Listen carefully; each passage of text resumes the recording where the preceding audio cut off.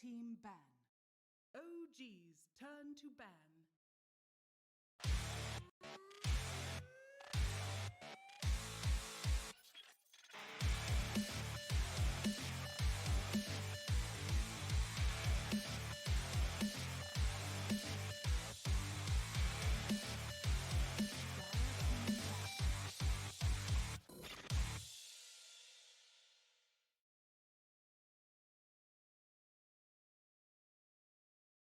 Okay, welcome back, ladies and gentlemen, here to the Epicenter Major EU Qualifiers. I'm your caster, Hasbaz, and I'm joined by the wonderful Wingblade. We have a great matchup for you today in OG versus Singularity, another in our series of best of one. OG, they seem to be on fire, but will will Singularity be able to stop the blaze forward of OG? Only one man's going to be able to tell us. And so, what do you think about it, Wingblade? I think it's a definite maybe. We've seen OG take down 3 opponents handily, and Singularity haven't been doing too well, losing to Liquid as well as Alliance. But you never know with Excalibur, man. My boy Steve, maybe he pulls something out of the hat.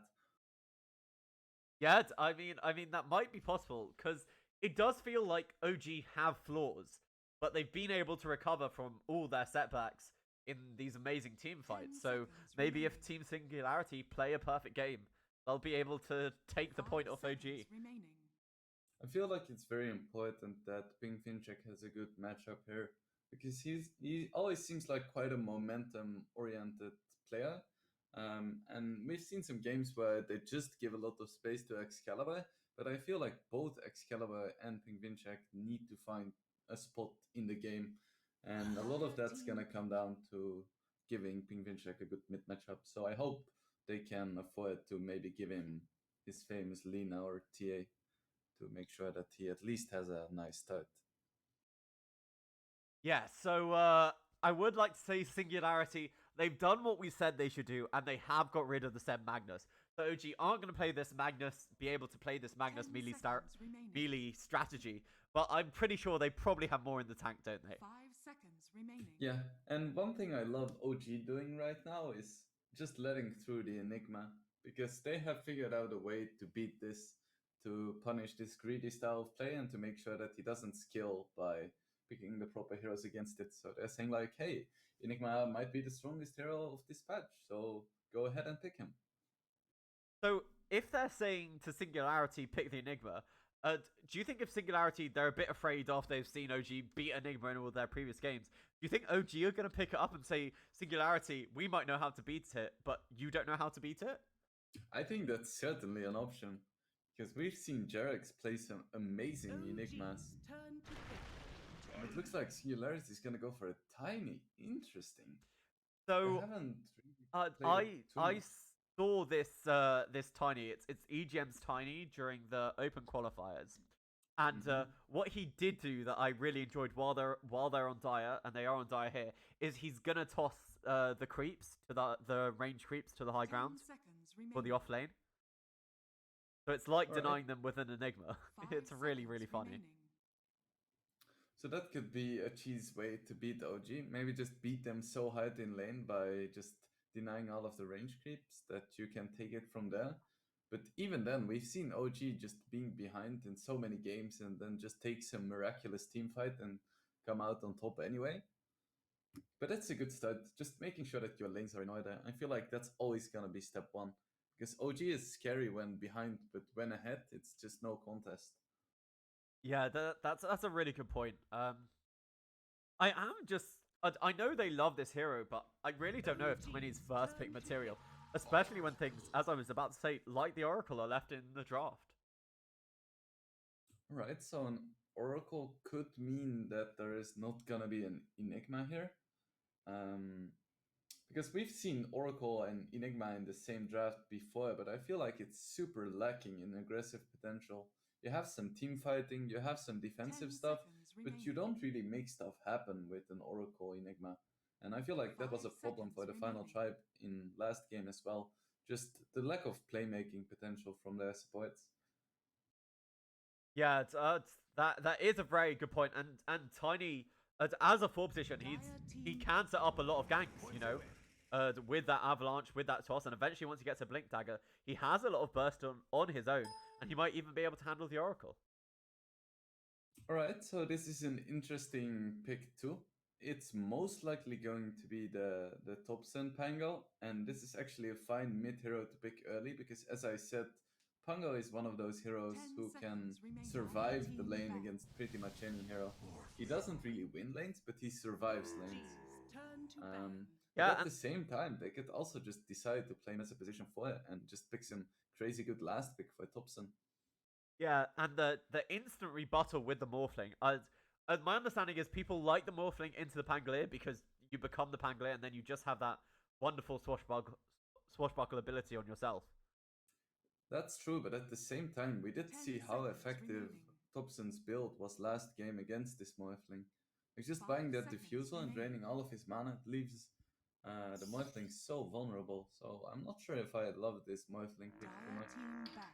Yeah, OG, they do get rid of the Razor, which makes me think it might be they're just trying to set up for as good a lane for Thompson if he does have to take that Pangolier mid.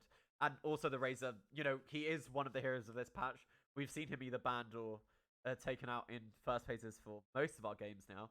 Yeah, it's one of Pink 10 Jack's seconds most played remaining. heroes in this last month. It's a 5 bit seconds curious though remaining. because Pango is generally picked as a hero against the Razor, for the same reason that Liquid picked OG's Ricky, turn because to you can ban. just jump away when you get drained. So it's a bit curious, and it could be a sign that OG is maybe trying to pick a hero that usually doesn't uh, play too well into a Razor, like a troll again. So it's interesting to see. Yeah, and they have taken out the OD versus the Morphling, just securing 10 that Morphling's seconds game remaining. a little bit more. That's what I think of. It's interesting 5 though, because we seconds haven't really remaining. seen Thompson play too much OD, have we? Uh, yeah, that's very true. I mean, he just loves these unique heroes. I don't doubt that, you know, he can play the standard core set of mid heroes, but he just doesn't find them as fun, and OG are willing to give him whatever he wants. OG's turn to Yeah, pick. I feel like it's for OG. They pick heroes that are strong, but at the same time, they just want to have fun. They're like, we are a pretty world class team, and if we have fun, we just play better. I feel like every time you watch OG, you can just imagine them smiling like idiots behind their PC screen every time, and I love it. 10 seconds remaining. I mean, it really does. It really does come out when they use their chat wheels. 5 Like, yep, seconds remaining. you're right. You do get to see the personalities behind the players even while they're playing. That sometimes I don't think you get from other people. And it seems you were totally right about that Razor Band leading into a Troll Warlord. Once again, they really like it as a counter to this Morphling, and we saw why in the last game, because once he was on top of him, he was just getting the ensnares, and Morphling was not getting away. Alright, this does probably tell Singularity about 10 2 seconds out of 3 remaining. coins for the side of OG. But how do they 5 punish seconds this? That's the remaining. question.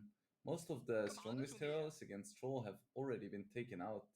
Like there is no OD. Singularity themselves actually banned the Nature's Prophet. There is no Razor. So I'm just trying to think about which heroes fare well against Troll. I mean, just as we're talking about the amount of fun that they're having, they are spamming these voice lines a lot. Maybe it's too much OG's fun. turn to pick. Beastmaster. And interesting, once again, Beast being picked into a Troll. And I'm really not sure about this because it's decent against Pango because you can just roar him inside the Rolling Thunder, but it's pretty bad against Oracle because he can just dispel the Roya and it doesn't win lanes against Troll. So 10 I seconds feel like this remaining. Beast, while being a strong hero in general, is really questionable in this game. 5 seconds remaining. Yeah, you're gonna have an even tougher lane because you don't have that regen that you're getting given by the Enigma. I mean, obviously you're not by yourself this time because I assume EGM will come to your lane. So maybe they think the Tiny's able to be the difference maker.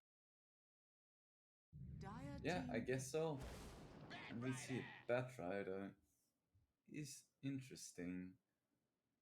This is one of the better heroes to lane against Morphling, but at the same time, for Singularity, we've seen both Pingvinchek and Excalibur play mid depending on the hero, so this very well could be a Morphling mid, which is a pretty damn good hero against Pango in lane. So that leaves the option for a Singularity to pick a hero that lanes well against Batrider, something like a Jug or Lifestealer, for example.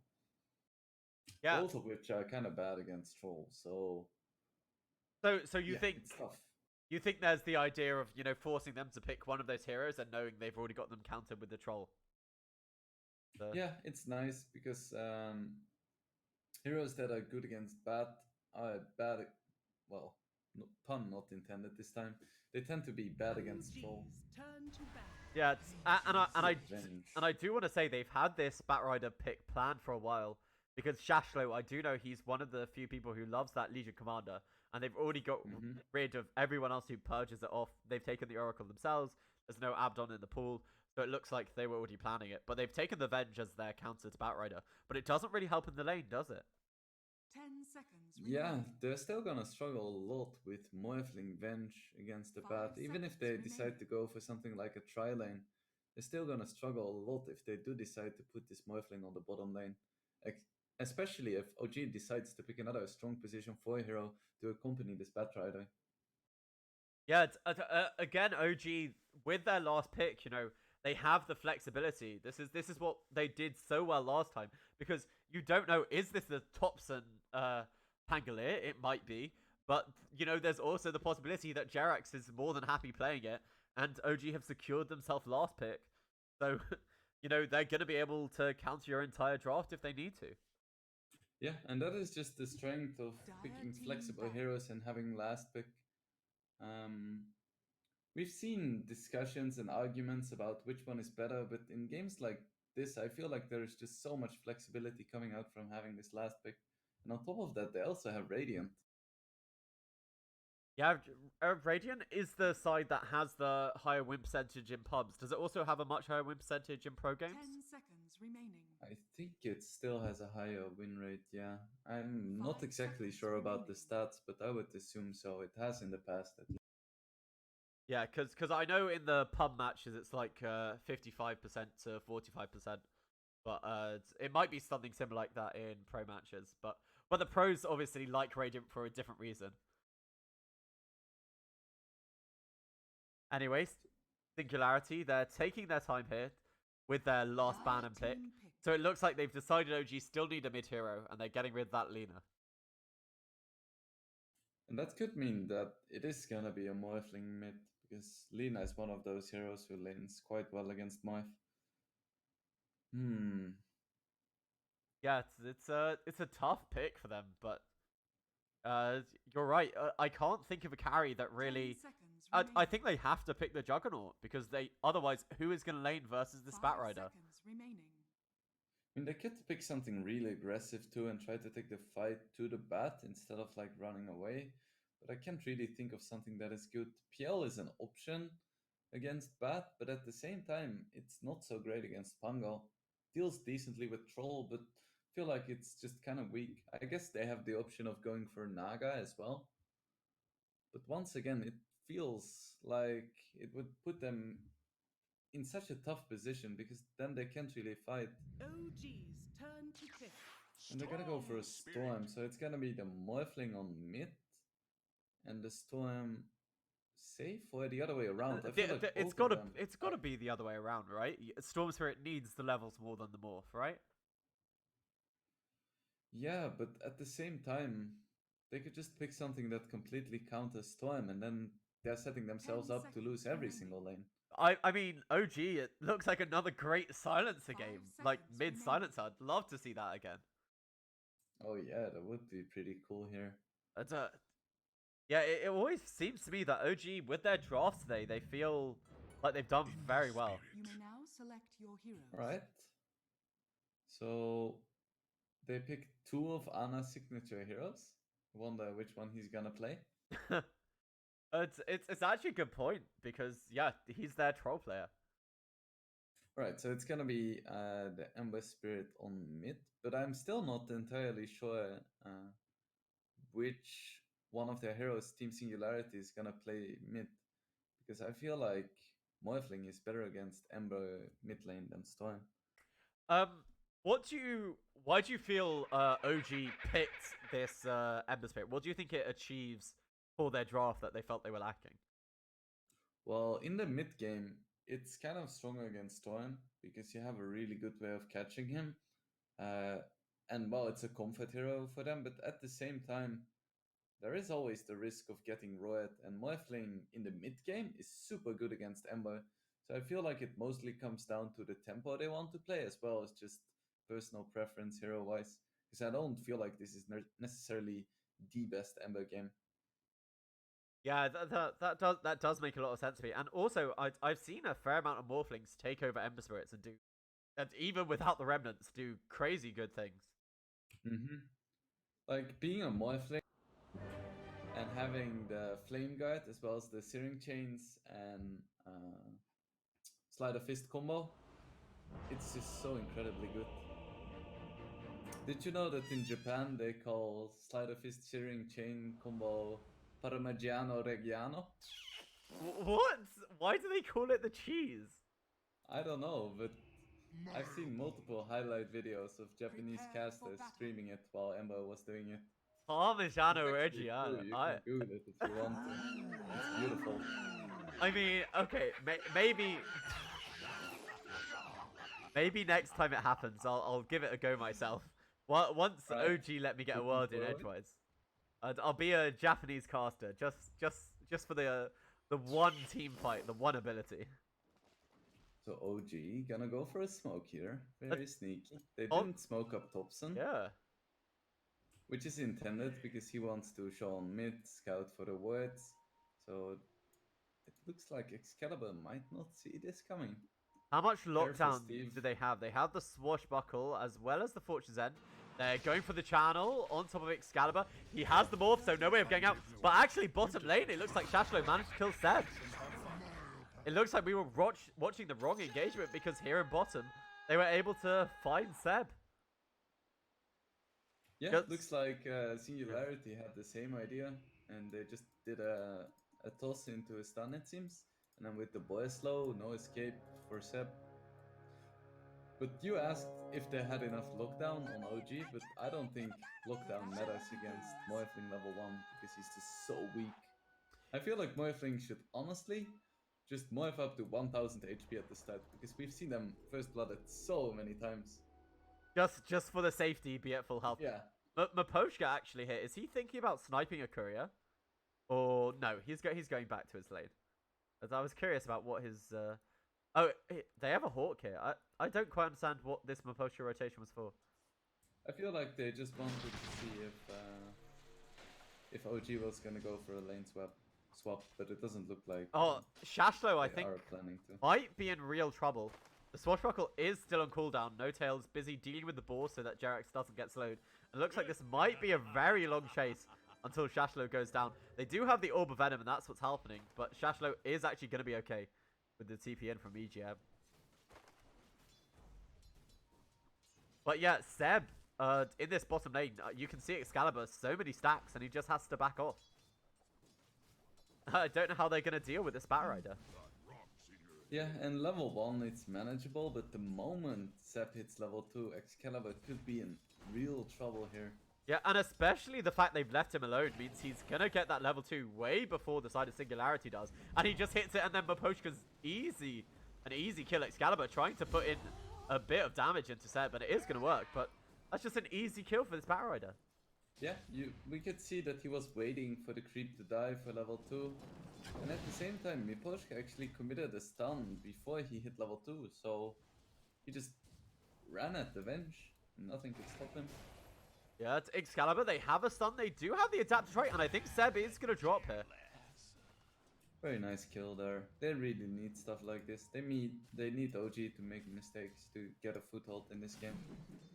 Yeah, they have the slow over onto Shashlo, as well as held in place with the Fortune End. They're not even using the Swashbuckle here on Jerax because they want to give the kill over to Anna.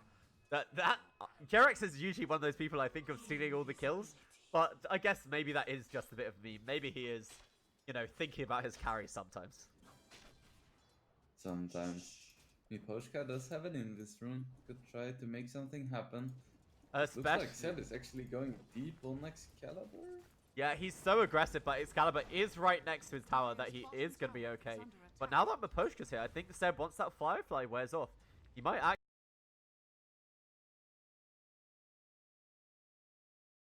actually be in trouble. He's actually kept the stacks up on Excalibur, so he needs to be careful. But with Miposhka there, caught in between the towers, with a wave of terror, Excalibur 9 stacks. But with the adapter strike, he does actually have enough damage. And Seb perhaps being a bit over aggressive here. Oh, Shashlo once again. Yes, they've already lost EGM and now Sashlo. Jerax, he doesn't have Swashbuckle for a little while, and they're TPing back in on EGM. Doesn't have Avalanche, but No Tail able to get the kill. The toss means they are able to get that trade. Shashlo with the ball. Jerax swashbuckles away into the trees, doesn't have the mana for the TP away. So if these balls are able to get the vision, Jerax would be in trouble. But he can just sit here until he has the TP mana. A nice job there by No Tail, TPing to the mid lane, refilling the bottle of Thompson. That's nice teamwork there. Looks like the Storm Ember matchup is pretty even so far. Both getting a bit of fun. Yeah. I'm interested though, but Seb, just because of his aggression, he really isn't doing as well as he should be. You know, Excalibur's been able to get 2 kills on him, and now he's well behind in the CS. I feel like it's a conscious school.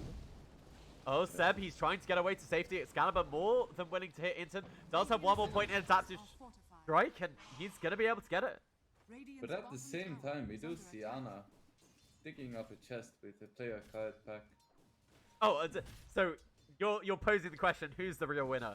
Feeding your offlaner or getting a player card pack? And I do agree that OG comes out on top there. But I feel like it's a conscious decision from OG to leave this bat solo for now to make sure that Ana has complete free farm on this troll. Like, they started this top lane as a tri lane, just making sure that once again this troll has an early lead against Beast, and at this point they are pretty comfortable just leaving him alone with 1 support as opposed to 2. And the more ahead this troll is gonna get, the easier it is gonna be for the OG supports to rotate and start helping out this bat. Yeah, I mean, we do see Jerax already in this bottom lane helping out Seb. Oh, I think they are trying to go for the kill. Excalibur doesn't wait for in, so he doesn't overcommit for it, just forcing him back, and that's another salve consumed by this Bat Rider. But now they're on top of Miposhka. They have the slow, and he's not going to be able to live through the Firefly, as well as the damage coming out from Jerax. And that fight perfectly timed for the 5 minutes. For sure. And they leave one of the runes for Thompson. Very nice for him. Never refuse gold given. And it looks like Thompson is actually going for a rotation here on level 5. No, he isn't. Just wants to get them bounty runes. Yeah, it's Ana. He has his first Wraith Band. Phase boots next. On the bottom lane, Jerax is in a bit of trouble, but Seb, once again, only 1 stack up on Miposhka. Knows he doesn't have the stun for a little bit, and it looks like that Firefly was just there to be able to help Jerax out. That'll take the wind from their sails. Yeah, it's quite risky to try and fight into this Morphling right now because he just does so much damage. Even when you get a few stacks on him, Morphling might just turn around, level 2 Venge down. You could just go down as a bat. So we haven't talked a lot about this mid lane. It looks like Thompson as well as Pinwinchep just both of them free farming away. Now they've both hit level 6. Are any of the lanes really in trouble? Are these heroes looking to rotate or just continue their farm? I feel like there are some opportunities to go for kills. Yeah, as we talk about that Pinwinchep with the 1 point in the Electric Vortex, not even needing to pop his double damage. So that's an easy Oracle kill for him. No Tail, still stuck at level 3. So yeah, I feel like Storm definitely has the option to go for kills on supports like Oracle, you know? Just seems like the logical play to me. Yeah, I would like to point out, have you seen where all these wards are for the side of Singularity? Like in this, near this Radiant Shrine? They're just controlling this area with 3 of their wards. Yeah, they really want to make sure that Morphling has a good time. Oh, the They don't toss want that forward! prize. Oh, EGM. And I do say with the Tiny that this is always the poor man's Blink Dagger, and he's really showing it off there. He threw forward Mapochka so he was able to get the stun onto Jerax. It was such a nice play. Ooh, Ping Finchek getting really low on mid. Thompson needs probably 2 more hits, and he gets it with the Fire Remnant. So outskilled there in the mid lane, but it looks like they're going to pay the price with Seb. Jerax, he doesn't have the Swashbuckler, it's still on cooldown. Excalibur is Firefly over, getting the vision there with the sticky napalm. Jerax will have the Firefly in 4 seconds, but he's not going to be able to live through it. So Mapochka actually taking both those kills in the bottom lane. I'm not sure how Ping Finchek died there. He must have been low mana beforehand from farming before Thompson engaged. Yes, but while we've been talking about the other lanes, we talked about the great start on Ana that they secured for him with this tri-lane. And he's already taken the tier 1 tower, and he still has his catapult from 5 minutes ago. Well, not from the 5-minute timing, not 5 minutes ago, but... Yeah, and it looks like he's really sad about not having a Magnus. And as a way to deal with his grief, he's just gonna build a Battle Fury. He still have some cleave after all. Even if it's not the love from Seb. On this bottom lane, Thompson, he does have an Arcane Rune, and he is going to be just fine against the Avalanche Tosh. And now I wouldn't be surprised if he goes back in. But seeing the Morphling here of Excalibur, he's going to back off from Mapochka with another stun. Thompson, Sleight of Fist, misses the Parmigiano Reggiano, but is still able to get the kill on the Vengeful Spirit. And he's looking for even more. That toss-up, it's not really enough to get rid of this Flame Guard. And even with the Avalanche, so he still has it online. He's looking towards this Tiny. No one else has rotated in. The Sleight of Fist, he actually doesn't have the Searing Chains. That explains why he didn't connect with them. And just one more Sleight of Fist. This Arcane Runes is paying off. He might be able to kill off the Tiny here. And he does. He gets it. The level 4 Sleight of Fist. Where were the rotations from the rest of Singularity? Ping Finchek was just sitting on the Remnant, placing his own Remnants to hope that Thompson would jump to it, but Thompson was like, nah, I'm just gonna kill you as a poet. So it looks like Thompson outplaying the double buff, and now he goes back to the Remnant, and they have the vision down on Pigment-Check. He does reveal that they have a word now. I'm pretty sure it's gonna get de-worded soon. But yeah, I can just imagine Thompson with the biggest smile on his face being like, alright, I'll kill you as a poet. So Shashlo, he's hit level 6. He's heading to this lane with the Morphling. Oh, they toss in. Easy stun, waveform, as well as the Avalanche, and I don't think Seb is long for this world. So with the Beastmaster... Nice, nicely executed ganks by SMG. Just making sure that Excalibur has a good time. And I really like this because they realize that this Morphling is gonna be their win objective. So whatever happens, they just need to make sure that he has a good game. And so far, he's had a pretty good game. So we've come out of the laning stage. We're at 10 minutes now. Who do you think's not on top, you know, farm-wise, but from what they were looking to achieve in the lanes? I mean, Anna's had absolute free-from, but Excalibur has had a lot better lane than we thought he would. Yeah, it's been decent for Excalibur, but at the same time, he's more than 1,000 gold behind Anna. Oh, and Anna! Build a Battle Fury. Anna, they realize once again he hasn't leveled up the battle trance. So Pigment-Check, no, he puts the point into it right now, but he's not going to heal up that much, and then Pigment-Check is probably just going to turn this around. So he... Yep, that was 30% lifesteal for real.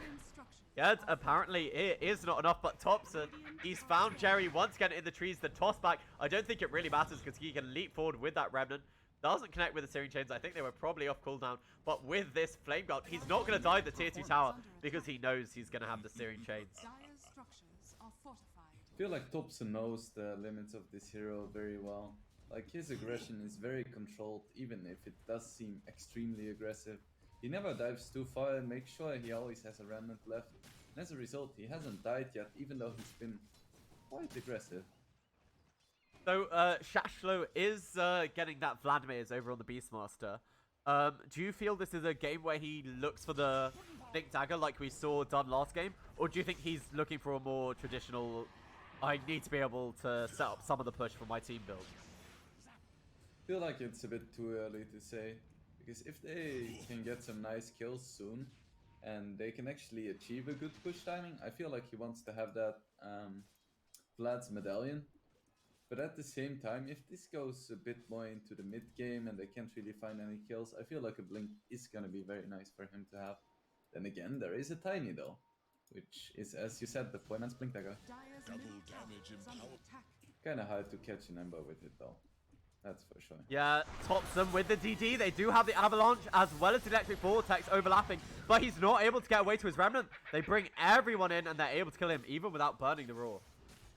Guess it's the caster's curse once again. Just praising him for his controlled aggression.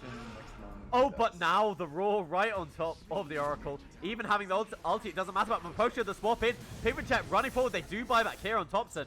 But I don't know if it really matters. Jerax is here with the ultimate. They're going to be able to bring down Jerry. Are they going to be able to get more? It looks like Shasho Cop with the steering chains. They are going to catch him as well. But it looks like the rest of the side of Singularity are going to be able to walk it away. Unless Jerax, he does get the vision over on Mapocha. No, he misses Mapocha. There you go. Jerax does find him. No TP left on this ventral turret, and he will be brought down. These were some very nice swaps by Miposhka, ensuring that they get 3 kills as well as a buyback from Ember. They don't quite get the tier 1 though, so I do feel like the buyback from Ember was ultimately worth it, even if that's kind of a strange thing to say at 13 minutes. Yeah, I understand what you're saying. Meanwhile, Anna again ahead of the net worth, even though he's had that 1 death, and he's gonna have his Battle Fury in a few creeps. Oh, actually, just sells his insanely farmed. Just sells his shield for it, and he now, as soon as he hits a secret shop, he's gonna have it. At the same time, Excalibur is doing a pretty decent job farming as well. It's not as fast as the Troll, but then again, Troll tends to farm a little bit faster than Moy, especially at these early stages. So Singularity, they've smoked up once again. They have the Primal War, and they do see Thompson here in this mid lane, but it looks like they're not going to be able to get on top of it in time. I don't think they can quite do Roshan yet. They don't have the full Vlad's completed, but someone they can find over here is this Troll Warlord, and with Pigman Jet zipping in, Gary going to be able to get the last hit. Jerax trying to turn this around. They do have the Sleight of Fist, but without the Maelstrom yet, there's not really that much damage coming out from this Ember Spirit. And Penguin Check now looking to go forward. They have the lasso on top of it. They need a tiny bit more burst. With the help of No-Tail, they're going to have it. This Morphling here on Excalibur. He's playing his own Ember Spirit. Jerax being saved up here by No-Tail. They're on top of the Beastmaster. So Thompson, he's been able to get a kill there. It looks like they are going to lose Poker. Thompson here. Just playing so well Excalibur. He does have that waveform. So he's going to be able to make his way to the high ground. But he is slowed down, affected by the Searing Chains. He does have a lot of mana, and he's just going to be able to TP out. He knows they don't have the Flaming Lasso or the Searing Chains anymore. But a nice... I really love Sep's item build here. Normally you see these Bat Riders go for drums and BOTs and just be a nuisance on the map. But Sep recognizes that they already have a Troll, a Pungo, an Ember. They're all already going to be pressuring the map, so all they need is initiation. So he just buys a straight blink and it instantly pays off, killing Ping Finchak Storm. Yeah, it's a really nice turnaround, however, by the side of OG. They did such a great job, even taking that fight without their Troll Warlord. But he now does have the Battle Fury on Anna, so again, we're going to see him go to this top lane. I feel he really does need to be careful. He got caught out a lot last game, but maybe that's why Seb is going to sit behind him, be able to turn it around if they do try gank him. I feel like it's one of the reasons why he's so farmed though, because he's just playing so aggressively. Like, he doesn't care about his own safety, he cares about creeps. Yeah, Jerax is trying to push out this bottom lane, but Penguin Check is threatening to mow him down if he shows his face. Seb over here is smoked up, has the Blink Dagger. All they need is the vision on someone. They do see Excalibur in the mid lane, but I'm not sure they have the burst damage. And now Jerry walking up to the high ground is going to break the smoke over on Thompson. But no, Thompson running forward is looking for this fight. Sleight of Fist, Searing Chains. They throw the Avalanche toss in front, but Thompson is able to steal away that Invis Rune. And now they're going right over here onto the Vengeful Spirit. They're trying to kill off both of them at once, but they're focusing the Vengeful Spirit first. And Jerax, he's actually going to be the one to clean up EGM. So seeing the whole side of OG, they're just going to continue pushing the bottom lane for Singularity. Tower isn't quite that though, even though Beast pushes quite fast. It's still kind of slow, and as a result, it looks like OG is moving into the Roach pit. Yeah, they do have a Troll Warlord, 3 points in the further. It looks like Thompson was actually the one tanking up the Roshan. But Excalibur as well as Shasho, they're here. They probably have vision provided by a Hawk from somewhere. And Roshan is getting low. Pimicek zips in. They're going to be able to take down Seb, but no tail. Very quick with that fortune. Pimicek, he goes into the pit, but he's brought down instantaneously. And now they have the Raw on top of Jerax. But it doesn't really matter. Jerry might have put a point into his ultimate, but Anna doesn't really mind. Just pops his ultimate, able to wail away at this tiny. And Thompson finding someone else in the trees. He has the Aegis on him, so he doesn't really mind if he goes down once. He's actually TPing back to base. Seb going forward, has the vision. Shashlo, no Raw. Only has the Banamiz offering on him. And now no tail with that channel of the Fortune End. It's going to hold Shashlo in position. And he's going to end up burning to Seb. Very nice save on Seb by no tail. It's worth noting SNG did get the Roche kill. So they have that going for them, which is nice. But yeah, I'm not quite sure what happened in that pit. I think Thompson was just ready with the Searing Chains, right? Yep. And Anna just kept hitting the Roche, so Storm just died to the cleave damage. Yeah, oh, and now Miposhka, they found him as well as with the silence. Anna's there, so he gets the slow onto him. And now has to eat the melee whirling axes, and that's another kill. OG, this is what we've seen in previous games. They take one good kill. They've already taken this tier 2 mids, the tier 2 top. Oh, but Shashlo takes out Akira. Is no tail in trouble. Over here, it looks like Thompson might be having a bit of trouble up against Excalibur, as well as Jerry. He is going to lose his first life. Shashlo doesn't have the Raw for a little while. They know where his Remnant is. But now Anna and the rest of the team are here. Pimicek on the back line. He does go for the Oracle, is able to get that kill. But the lasso over on top of Pimicek, he's probably going to go down once again. But they've lost Thompson for the second time. Poshka TP's in. They do pop... No, they don't put the ultimate on the troll, but they overlap the Raw and the stun. Now Anna with his ultimate, he is able to bring down Shashlo, but he's chasing into the stun because he can't control who he's after. Excalibur with the Strength Ball. Do they have enough damage to bring down Anna? Yes, they do. And now Seb, he's the only one left in this area, but with that Blink Dagger, he should be able to escape. I feel like this is exactly what Singularity needs to do. They need to keep up the aggression. They need to try to punish OG for these aggressive plays. If they just play passively, they'll just allow OG to take over the entire map. And that's not something you want to have happen when you're playing against a troll with a Battle Fury and an Ember. So they take a fight, they're aggressive, and it instantly pays off. So they just need to play around the Royal cooldown now and try to find kills every single time it's up. So, Seb, he's building this 4-staff. He isn't going for that, you know, drums, boots of travel. No element of that movement speed at all. And OG, after losing this Roshan, this Aegis over on Thompson, do you think they're going to play more defensively, or they're just going to look to forward their aggression even more? I feel like OG is just gonna do OG things with Aegis or without. So we can expect some aggressive plays, but probably not trying to force any 5v5 fights for now. Because they do know that this Troll Warlord is gonna get further and further ahead of this Morris. And in the mid lane, they try to make a move onto Jerry. It is worth noting that Jerax has been able to get this quick Spirit Wrestle versus Morphling. The swap back to try and save the life of Egem. Jerax leaps forward, but Thompson with the Slice Fist is able to clean him up. I feel like SNG might just be giving them a little bit too much respect. Because at the start it was just Jerax and Thompson. If they instantly converged with the Storm, they might have been able to do something. Oh, over here, they found Miposhka as well.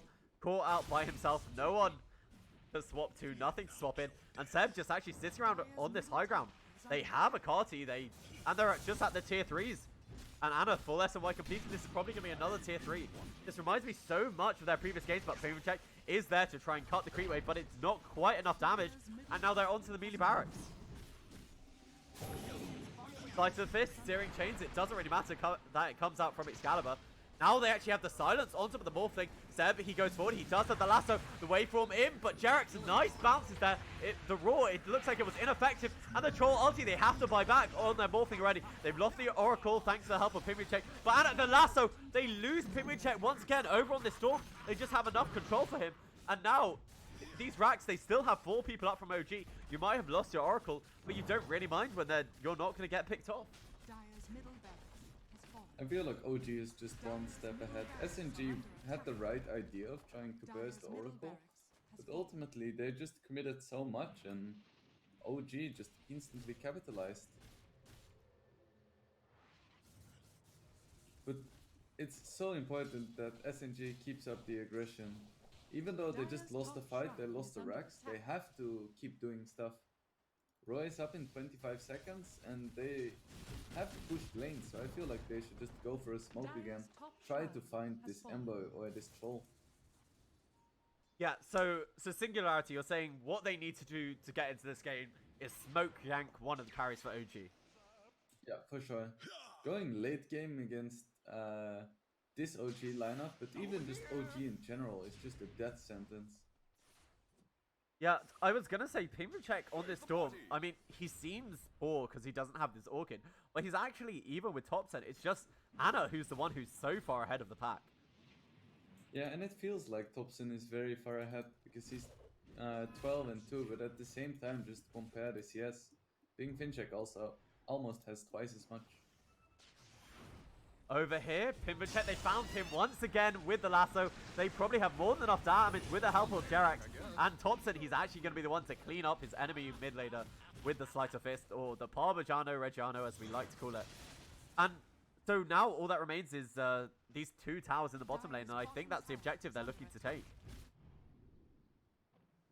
I don't think they saw the Orchid yet, so Bing Finchek could try to make something happen with it. And if he manages to find a few solo pickoffs, it could turn around this game. Yeah. And again, it's so risky, because against OG, you never know what to expect. Maybe it's one hero, and maybe it's actually 6 heroes. I don't know if you've realized, but OG are certainly feeling themselves. If you look at Topsen, he's got a certainly unorthodox Ember Spirit item next.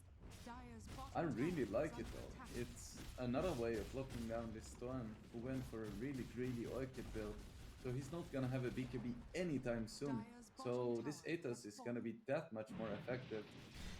So do you think with the amount of control they've had on this Storm, he should have gone for, you know, either a BKB, a Linken's, or maybe even a Yule Scepter? Absolutely not. I feel like if you play that defensively, you're just basically a creep. You're gonna stay alive, but you're not gonna do much. This is just playing to win instead of playing not to lose. Yeah, that's fair enough. Over here, Seb, he was in the trees hoping to get a pick off. But Anna, they don't seem to be touching him while he's busy hitting their barracks. Over here on EGM, they do have a Blink Dagger. They are on top of Potson. They have the Avalanche Toss, but it's not enough. He's able to leap away to his Remnant safety. Now the reveal of the Orchid does mean they lose their Oracle, but Jerax is creating so much havoc in this fight. They use the Roar over on the back ride on the back lines, but they have managed to lose their Morphling. Seb, he's over here controlling Pimrachek. They need a little bit more damage, but they're not going to have it. So Pimrachek, he is able to take down the Batrider. They buy back on both the Oracle as well as this Batrider here, but now Jerax by himself, he does kill off the Oracle. And all the meanwhile, we're following Anna across the map on top of Maposhka. And that's another buyback from the side of OG. It looks like they want to continue their push. They had taken the melee barracks bottom, and now they're looking to get the Megas. And this forces the buybacks from absolutely everyone. But OG, they're back here. Pimrachek the silence just onto Topsen. Topsen, it doesn't really matter. And they found Maposhka once again. Maposhka, he just brought back the Searing Chains as well as the Sleight of Fist. They're keeping him back. And now they know there's no buyback here on this bench. They have the Avalanche. Pimrachek, is there enough damage? Over onto Troll. No Tail still has his ultimate. And he pops it. Anna, they're going to lose Pimrachek. There's no buyback for another 80 seconds. And it looks like this might just be it. Anna, he's continued to heal up. And they do call GG Singularity. OG, another 20-odd minute game here. Yeah, and once again, they weren't even leading by that much for most of the games. They just see an opening, they hit a timing, and at that point, there is not a lot you can do. You really need to be one step ahead of OG. Yeah, I do have to say, in most of these games, it honestly feels to me like Anna has just had such a free reign. Like, this Troll Warlord was allowed to get massive. They were happy. They tri-laned with Anna to get him the farm he wanted. They sacrificed Seb, but then, you know, once Anna was big enough, they leave him by himself. And then they allow Seb to get back into the game with these great ganks. Yeah, the way they set up these lanes, it's just such a beautiful thing to behold. Like, how they slowly transition from a tri-lane to a solo lane. It almost just reminds me of OpenAI. It's so unorthodox. Yeah, I mean, OG, they've had a lot of experience. Maybe they learned something playing against the computers, but it does certainly feel like they're playing the brand of Dota that's unique to them, and it's certainly paying off here in these EU qualifiers. Yeah, I wonder if someone will figure them out in time. If that's even possible, figuring them out. I mean, if they win all their best of ones, they'll be number one and they will qualify straight off. But maybe with the best of three, someone will be able to figure them out. So, with that, I have been your caster, Hasbaz, at Twitter, Hasbaz Games. And my analyst has been Wingblade Dota, offering all that great analysis that I just do not have the Dota knowledge to be able to offer you. We are taking part in the Epicenter caster competition. So if you enjoyed our casting, tweet at us and Epicenter, letting us know that you enjoyed us. And if you think there's anything we can improve, we are able to hear constructive criticism. So tell us how to make us even better casters. But until then, which I think is the last match of the day, if I get it right. No, we actually have 2 more matches. Our next match is going to be the Final Tribe versus Secret, and then the final match after that is Nip versus Secret. So we'll join you pretty soon for the Final Tribe versus Secret. And until then, we'll leave you with some music.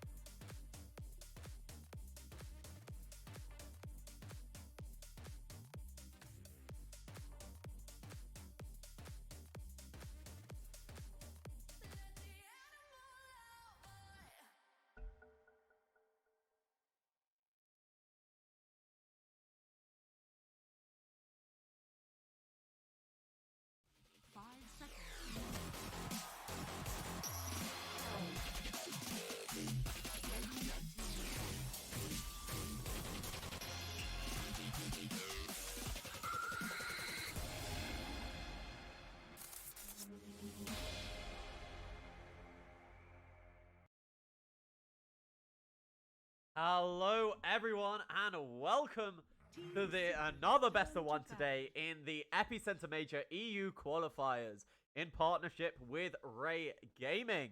I am your caster Hasbaz, and I am joined by the wonderful, the awesome, I'm out of words for Wingblade. Wingblade, how are you doing? I'm really happy to be here. We haven't casted Secret yet, have we? So I'm curious to see how they do. Because they did really well last tournament. I mean, they won. So Yeah, that does mean you're usually doing pretty well if you come out on top, doesn't it?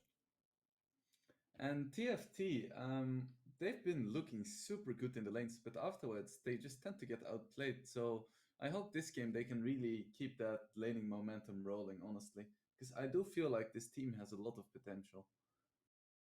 Yeah, I have to agree with you there because what they've been showing is it's been more of a mid-game decision-making mistake than mechanical mistakes. So you know, you go back, you look at replays, and hopefully they're going to improve. I'm curious if we finally get to see a Daxia, because there have only been 3 Daxia picks in total and 14 bans. So apparently people still really think this hero is super broken. I mean, it's just the shenanigans I feel he's able to pull because you know he cuts the wave, he cuts the first wave with his ball position, and then he can just pull it again and again, farm the camps. And you know, if you don't have a carry who can farm onto that tower, you know, there's nothing else you're gonna do. And then you also give your 4 position the Iron Shell, and then he just ganks all the other lanes with that bonus magic damage. It's crazy. I guess he is a very strong hero, but at the same time, Enigma is also considered a really strong hero. And that hero hasn't had too much success yet in these qualifiers. So I feel like maybe it is possible to try and come up with a strategy that beats Daxia. Yeah, I mean, especially there are heroes, you know, who beat Darkseer, but for example, the Oracle, but that hero's just never got through. And whenever Oracle gets through, then you're not gonna be picking the Darkseer into it. I love the respect bans from TFT, banning both Yapso's Rubik and Mid-One's Monkey. I mean, it's fair play to them. I feel these are heroes they won things off, so you just don't let them through.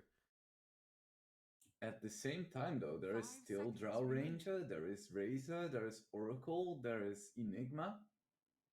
Yeah, I feel this might be the first game that Drow is going to make it through the first bunch of bans, and we might actually get to see her in action.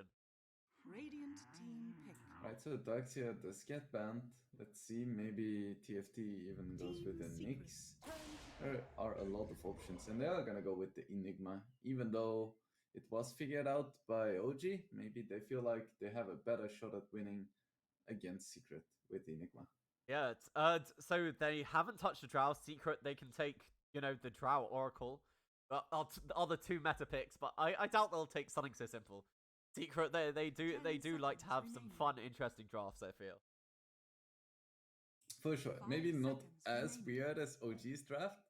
Like, I'm not expecting a mid silencer anytime soon from mid one, but hey, you never know. I mean, he might just want to say, I see what you can do, Popson. I can do exactly the same thing. You know, just like a show to OG. Turn to pick. Drow Ranger. Right, so we do see the Drow. So still This opens up 100% pick 100% pick ban rate for the Drow Ranger so far in our games. Yep. Overall, it's just 94% though, so it's not too crazy, you know. Seems balanced, just Yeah, like Daxia, 94 as well. 94%. That's crazy. So, do you think how does Secret draft? I understand, you know, getting your Drow Ranger early because she'll end up being banned out. But do they like to? Are they a team that likes to go supports first, or do they like to secure great carries and then support around them? I mean, Drow is a bit of an exception because she's just so strong and so strong against multiple different matchups that it's okay to pick early. But I wouldn't expect any core aside from maybe an offlaner for a Secret until the last or maybe last 2 picks. Lion. Like, you want to make sure that not both of your cores get counted, both of your big cores anyway. So we see a Lion, and this could be a puppy lion, but at the same time, I've seen Yapso a lion as well, rushing in early Aghanims. Yeah, so again with the flexibility that we see all these great teams have, they're just because you want to know what to ban against them, but they can just move their heroes to other positions. Like Drow Ranger, for instance, mostly on the safe lane, but happily played in the mid lane if the need be's. You still don't exactly know where this lineup goes, but with your Enigma, no matter how strong he is, no one else is playing him anywhere other than the early jungle. So TFT has the option to go for Oracle again, but I really wouldn't like this because, as I said before, it has so little playmaking potential.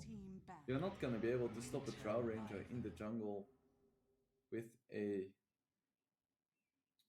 with an Oracle.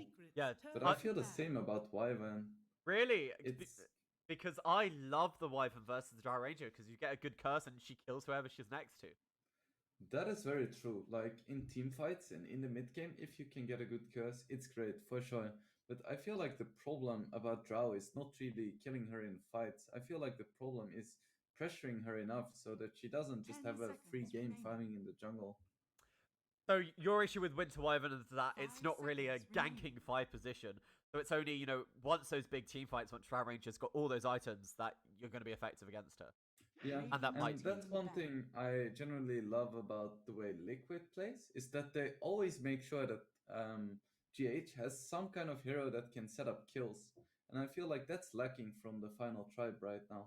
They don't really have that setup, like one hero you put in the trees to follow up with TPs or something like that. Both Wyvern and Enigma are extremely passive teamfight oriented supports.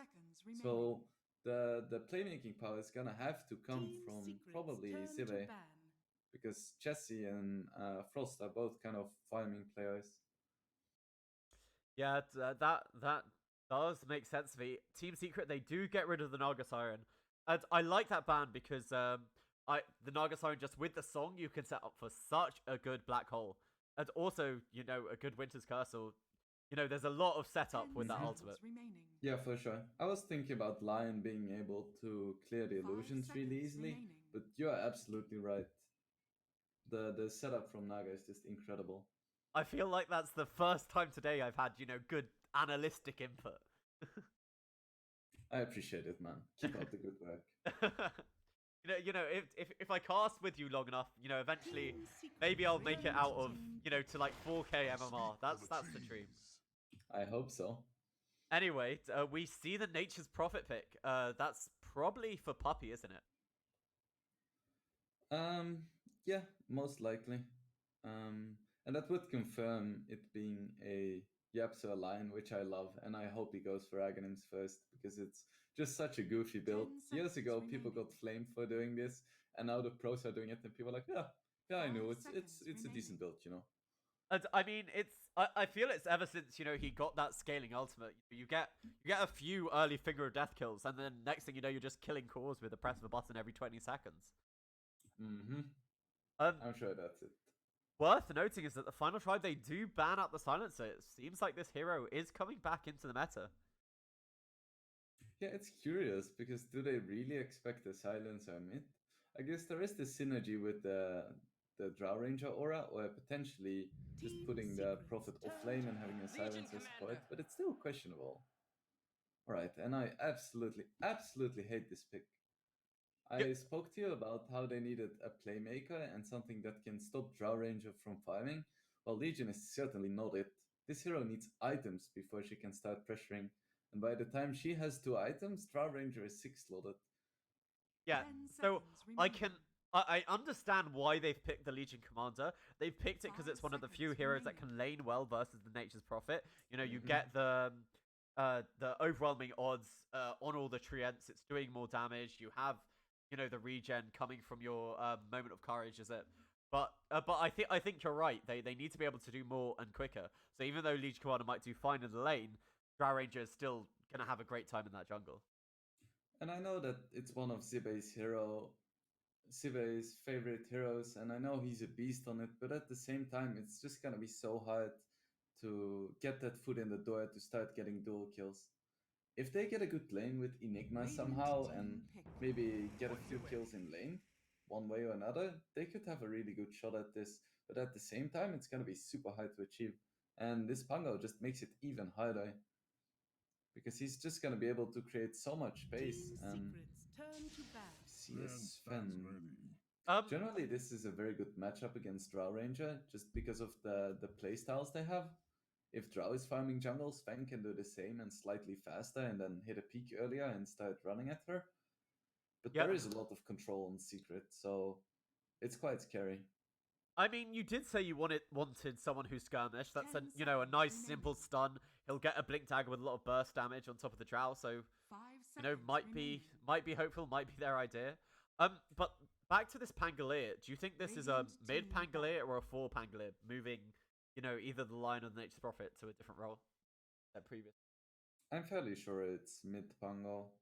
It fits the tempo of this game really well. It's gonna create a lot of space for Nisha to just farm up on the jungle. And as a result, the final tribe does have a lot of flexibility in their mid pick, because most heroes have a good matchup against 10 Pango. seconds remaining. Yeah, But yeah, I feel like the final tribe just 5 really seconds needs something remaining. that can pressure a Drow Ranger from the moment she starts jungling. And I can't really wrap my head around which hero would be best for that situation. so the final tribe, they're coming up to their last pick of the draft, Team Secret. It does seem like all these big teams are favoring last pick. Like they really just want to get the last word on that draft. So the final tribe, they need a mid hero. You want someone who fights a lot, right? Coming from the final tribe. Do you have any suggestions about who that might be? Radiant team pick. I would personally kind of Turn to uh, okay, sniper. Oh, this is not that. I was gonna say Monkey King, but it got first phase banned. So we see Sniper. This is a hero with some pretty good matchups. It's not particularly good against Pango, because Pango can farm anyway, and at the same time, he's quite vulnerable too. Yeah, So 10 seconds a lot of remaining. this game is going to depend on whether Legion and 5 Sven can get seconds remaining. far enough ahead to a point where they can actually frontline. Because so far, the amount of jump of Team Secret is limited mostly to the Pango. So if you can get a good start to a fight, maybe burst the hero, get a nice black hole. I do see Final Tribe being able to win fights, but it looks kind of tough because while those fights are happening, Drow Ranger is farming up. yeah, that makes a lot of sense. But I am a bit worried about this sniper pick because I know in my pubs when I pick a sniper without last pick, I'm just gonna get abused by Queen of Pain or Choose Eve. your hero. yeah. Actually, I don't know if Medusa's that abusive. But the drow Medusa combination. What am I saying? It's a classic, isn't it? So it's gonna be a mid Drow Ranger, an offlane Pango. This looks very nice actually. I'm not sure how much I like the Dusa, because Drow and Dusa, they fulfill a very similar purpose, and I feel like just having a Drow Ranger would be enough to secure this game in the later stages. But at the same time, how are they gonna kill Dusa? Sniper is a pretty good matchup against Dusa because he can outrange the Dusa ulti and just keep right clicking. But But at the same time, it's just questionable. they have the 10 answers. seconds I feel for the remaining. sniper. The Pangolier. It's an offlane Pangolier. He's gonna create the 5 havoc on the seconds backlines. remaining. Puppy even might give vision with that TP in, and all the meanwhile, no one else is gonna be able to do anything against this Medusa. It's only Pango though. If they can somehow burst the Pango, it looks to me like Sniper is gonna have pretty much a free fight mostly. We did see in the the first few days of the new Drow Ranger with the new ultimate, people like CC&C were building a blink dagger on the hero. Do you think that's still a viable thing to do? I feel like the moment you commit and you blink in on a sniper, you're just gonna get completely destroyed by heroes like Sven. So I wouldn't really expect it. Maybe at some point she will buy a mobility item, but for the most part, I feel like mid one is just gonna build basic items like Dragonlance, Wraith Band, stuff like that. Okay. So we're just waiting to get into the game, and so you think the drafts you favor Team Secret a bit, but if Chelsea's able to really take over, you think they'll Yeah. be able to do it? I still favor Team Secret, but I feel like both last picks are pretty questionable, the Sniper and the Dusa. Then again, I am not Poppy, so who am I? It's the best pick possible, Dusa. My goodness, amazing. I mean, Puppy is the... He is the mind of Dota, really, isn't he? Like, you can trace a lot of the previous Prepare winners for battle. back to that legendary... any side of Team Secret, really. You know, like Kuro This is played on Team Secret. interesting. Oh, what's interesting? The Dusa Nisha is gonna go mid, and mid one is gonna be moving towards the offlane. Oh, I've previously thought of Sniper as a counter for the Medusa in the mid lane. Am I wrong about that? Actually? Yeah, no, that's absolutely true. So I expected Drow to go mid. Yeah. Which makes sense because the guy is called Bloody Mid One. But no. I mean, maybe after this game, he's gonna have to rename himself Safe Lane One. Or offlane one. Oh, as the case may be. But this is interesting. Apparently, they think that the Drow just has a way better matchup against Fen, which I can agree with.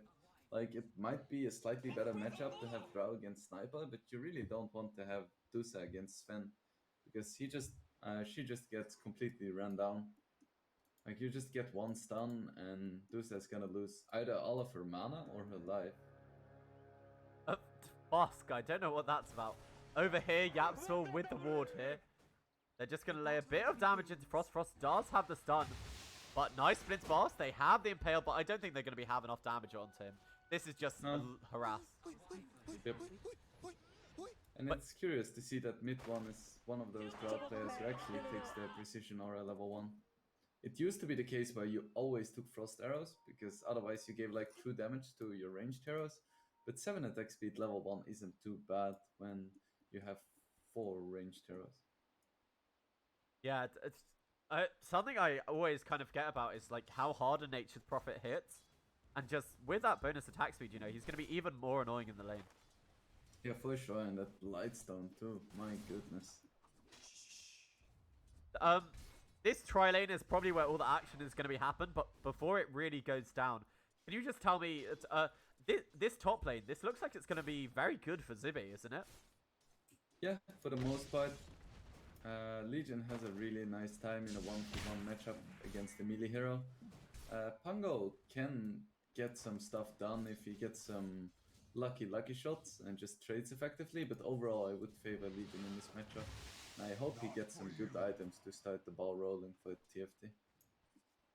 Yeah, so this mid lane, we did talk about it, and it does see that Chessie is doing pretty damn well. Seems like he has tanked a snake or two though, and needs to be careful. I feel like it's gonna get easier and easier for Chessie when he gets more points into take game. Yeah, once he can outrange that snake, doesn't have to stand near the range creep anymore. It's gonna be so tough for this Medusa. So it looks like Secret is doing a pretty good job capitalizing on this Enigma pick. We see this more and more, just tri-lanes against a team that has an Enigma, because they know that if the Enigma comes to the tri-lane, they're just gonna destroy the tri-lane, and if he doesn't, well, it's a tri-lane against dual lane, so Frost is gonna suffer. Yeah. Have you noticed where Hanskun's items went? Like, who has he given the ring to? Oh, okay, I found it. It's on top lane. It's on Zibbe, actually. The one person who I think wouldn't need the regen. Oh, Yapso over here. I think he might be first blood. It's a nice impale, but Puppy actually blocking him with his own tree hand. They need one more right click, and Era is able to get the first blood here. Puppy probably going to be able to TP away safely. There is no Stormhammer. The cooldown just slightly too long. I wouldn't even have minded seeing the Ring of Health on Sniper, who is doing a pretty good job chasing down Nisha, but isn't quite gonna get it. Yeah, it's a Puppy even TP'd in to help out his mid laner. Looks like once again lanes are going pretty reasonable for TFT.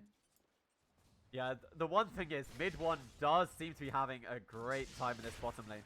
Frost even using that stun just to be able to get away safely from his right clicks. I feel like for Enigma teams, you need to add up the CS of the Enigma plus the safe laner though, to see how it's going. Even though the creeps are worth a little bit less in the jungle. Yeah, although, you know, talking about these mid lane creeps, Nisha does seem to be the one on top. Actually, no, I take that back. He's probably been farming up this camp and missing actual lane creeps, so probably Not too bad for let's see. Dusa overall. She has a bit more damage than Sniper. So It it's looks like Puppy is taking a page out of Hanskin's book. It isn't out. When did we come to the point in Dota where it's normal for support heroes to jungle again at 3 minutes? Can we go back in time? I mean, I remember my pubs, and I mean, they're still like this. 4 position, you pretend you're going to be a support, and then you're just in this jungle the entire time. And Puppy, he's technically a 5, but he used to play 4, and he just loves to play so greedily on these heroes. Yeah, for sure. I feel like the last thing I'll hear before I die is gonna be something like, I'll buy wards after Midas. Put it out of your mind. I can imagine that. Just you're angrily pinging wards, and your support is pinging his Midas recipe. You know, only 5,000 gold away. I know it's not. Sorry, 1,000 gold away. Let's make it more realistic, but still. Anyway, this laning stage, it has gone advantageous for the final tribe. They are 1k advantaged, and they are the only ones with a kill on the board. Yeah, Enigma just farms a lot faster than Prophet at this early stage. He has 30 CS opposed to Prophet's 12. Yeah, and he has most of his Helm of the Dominator coming out to him. He's making the classic rotation where you go to the side shop to get the Glove of Haste while you have the rest of it being brought for you on the courier. And you hope to set up some kind of kill while you rotate in. Yeah, and it tends to be around 5 minutes too, which means it's gonna be a catapult wave and you can steal the enemy catapult. It tends to be pretty good timing for Enigma, but it doesn't look like he quite has his helm yet. Looks like the timing might be wasted. He's pretty close to it. Needs only another 20 gold, but yeah, and it is just a catapult wave now, so maybe if he's able to set up a kill, does have that 1 point in the Malefice. So if they catch Yapsor, but Yapsor with this ward here, they are going to see the rotation of Hanskin in. Spin to boss as well as the stun onto mid 1. Era spending his mana. He's going to have to slow. They also have the increased move speed. He's really wanted to get out that Malefice, but the Impale from Yapsor is going to save the life of mid 1. Good positioning by the Lion here. There we have it. Takes the catapult. Now they have 2 catapults and some Eidolons. It's gonna be quite tough for a secret to stop this push. Yeah, and I feel a lane we haven't really... Nisha? Oh, I looked to the wrong lane and Chessie gets the solo kill. Very well done by Chessie. I know he's a great laner, but I did not expect him to solo kill Dusa. That's super well done, and that's gonna help so much. Because if you're ahead as a sniper, you can do so much. Hanskin has rotated fully to the bottom lane, has the dominated catapult. It looks like Yapsor with this double damage, the pings are coming out. But Zai, he rotated in for this and he's still not level 6. And previously I was looking at the top lane and look how well this Legion commander's been doing. Yeah, it looks like he has his phase boots in the career. I wonder what he buys afterwards though.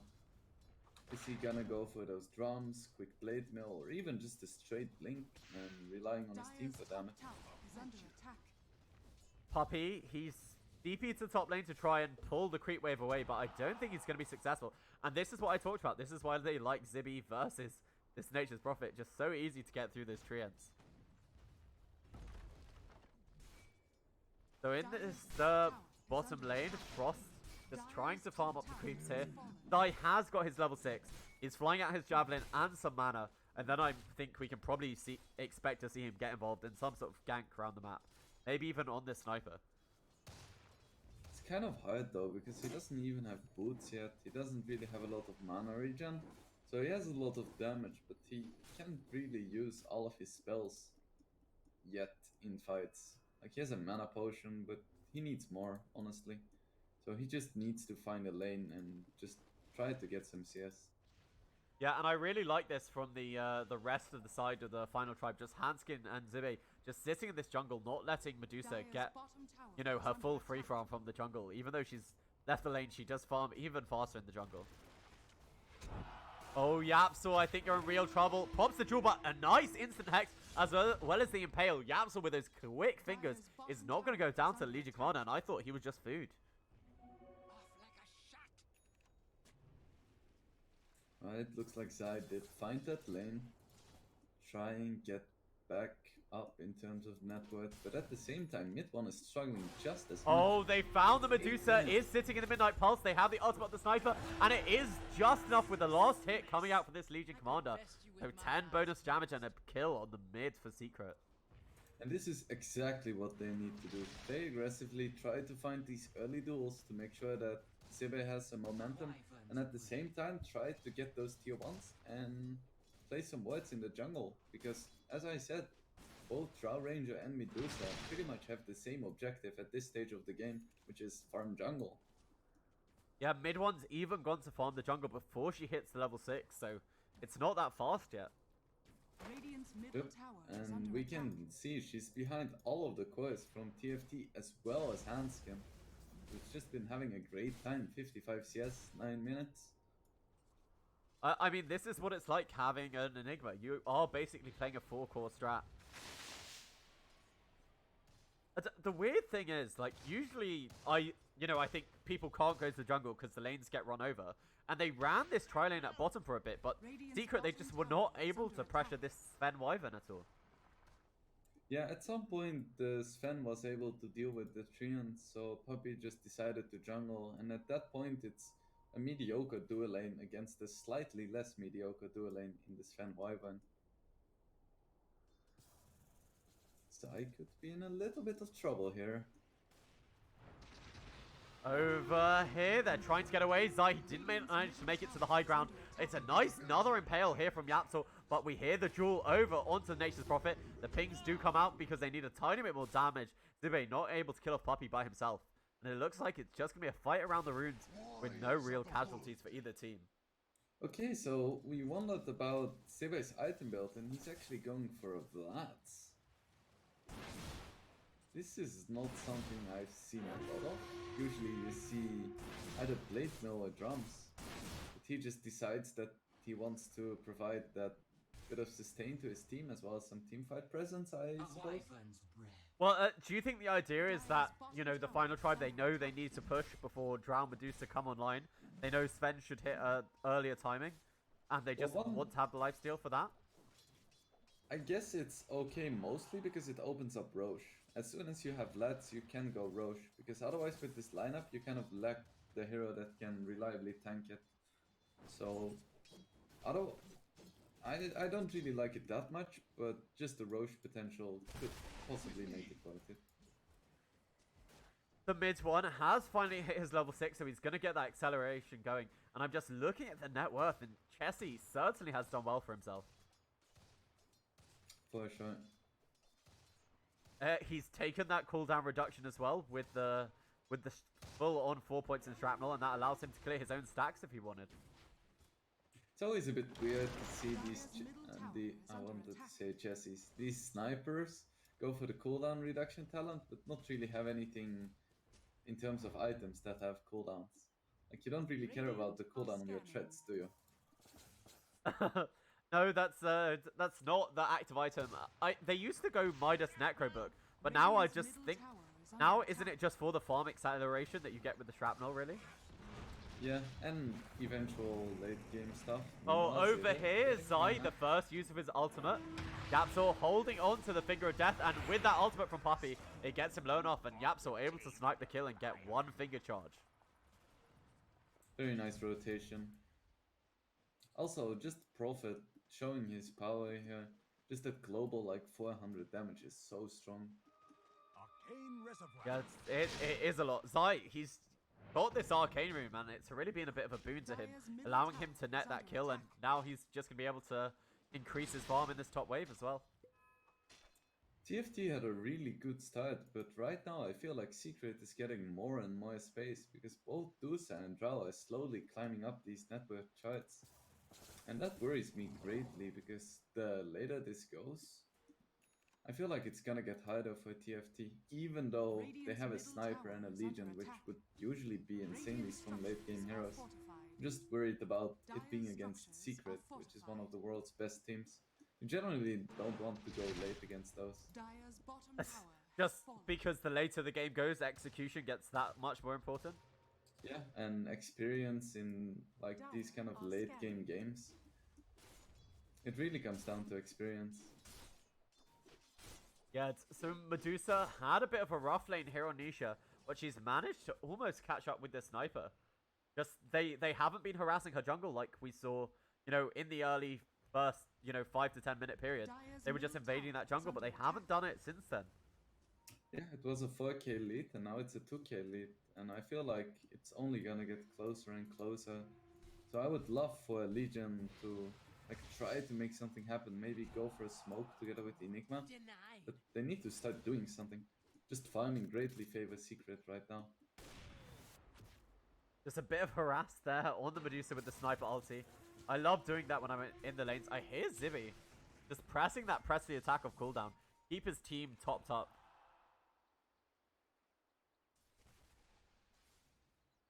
So mid one looks like he has his Dragonlance finished. Nisha working towards a Manta style. At the same time, Hanskin is getting closer to his mech, which could be a sign for them to really start assembling.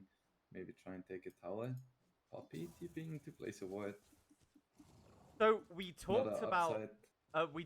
about the TFT, how they are definitely the ones on a timer.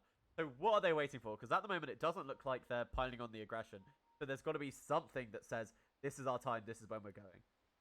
Well, there is a few things they could be waiting for.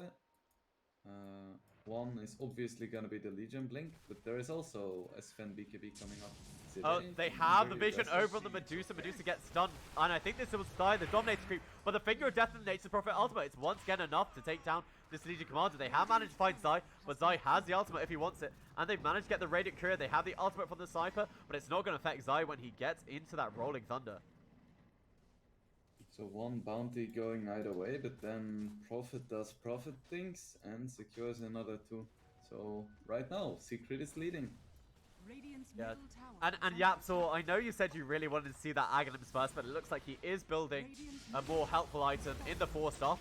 Frost going in, they have the Black Hole, but the silence just in time. He actually cast the Black Hole, but the ultimate from the Sniper, they still able to net the kill over onto mid one. I've never seen that before, where the silence is traveling in the air and the Black Hole casts. Yeah, wow. the Gust is a projectile, so it makes sense that it's possible, but I haven't really seen it either. So they're still trying to defend this tower. Nisha needs to be careful. They have the shrapnel and the stun. The man-style dodge actually not quite there, but that's a lot of damage onto Hanskin. They don't have the Lion ultimate to follow up, and it looks like with the Winter's Curse cast from Era, that's going to allow the side of TFT to be able to disengage. But at the same time, when they got a pick off on mid one, the tier 1 for TFT was already down. So they assembled 5 people and they couldn't take down Secret's tower. So I feel like Secret is perfectly fine with this. Yeah, you got a pick off, but you didn't get any objectives. So Era here has the smoke. Is he looking to group up with anyone? It seems to me they don't have any real initiation because of Legion Commander going for this Vlad's first. Yeah, and that's what I mentioned in the draft. Right now they have no playmaking hero. They can't really punish Secret for farming. They don't have a siege hero that can take down towers, and they don't have any ganking heroes to gank the people in the jungle. So both teams are farming, and as we can see, Secret is farming faster. Yeah, I'm just taking a look at the net worth, and you can see the 4K lead just now trickle all the way into Secret side. Just the speed this Medusa and the Drow are able to farm up because they're being left to these devices. The win probability is still favoring TFT though, so we cannot underestimate Sniper Enigma late game. Yeah, I mean, any sort of big teamfight ultimate is something you should never underestimate.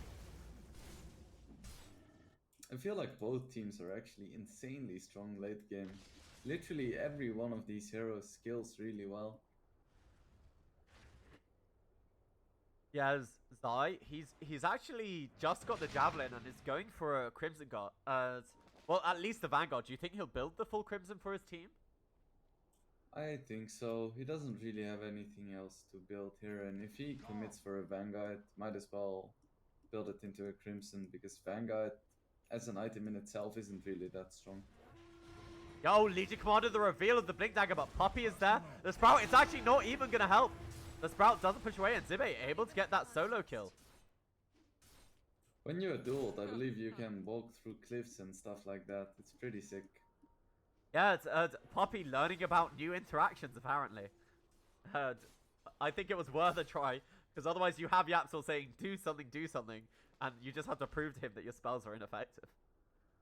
But this was a beautiful blink reveal, and this is when TFT can start doing stuff.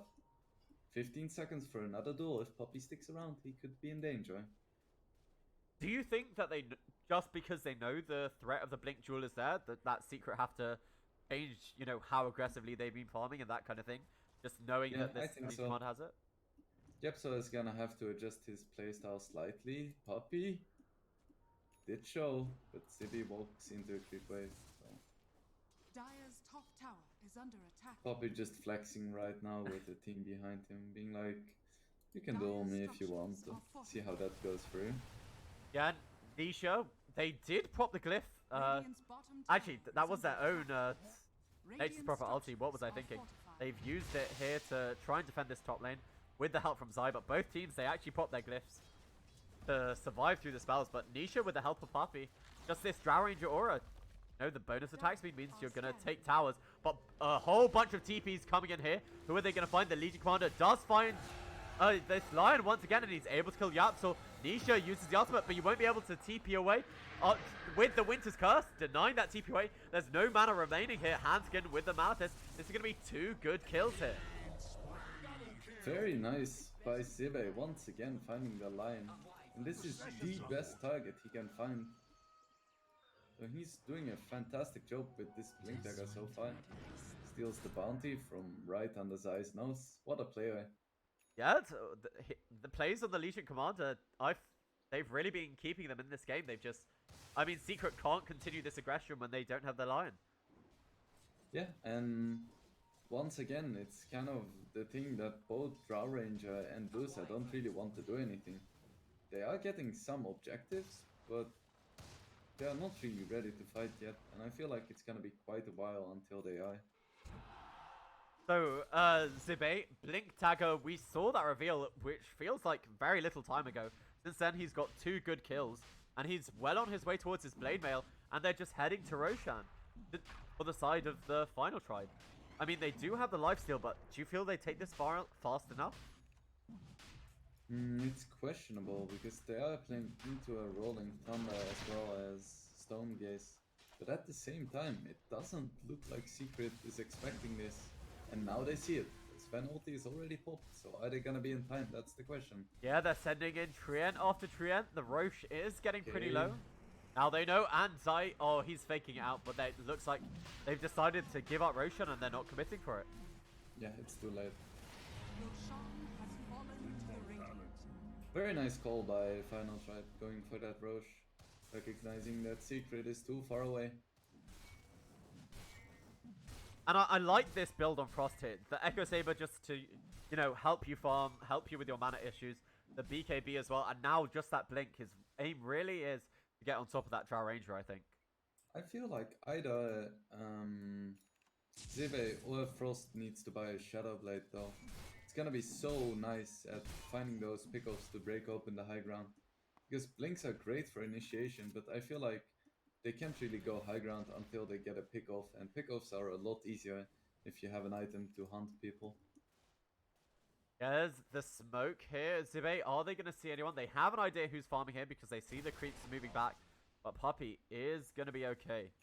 In the mid lane, Zai, it looks like he did push out this lane, but Zibe doesn't have the vision over him. Can switch to Radiant Vision, and they now see Zai. Press the attack.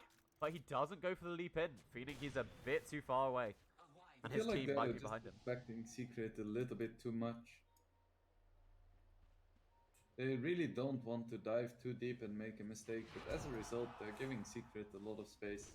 I can respect not wanting to make a mistake against Secret, but at the same time, you shouldn't be afraid of making plays.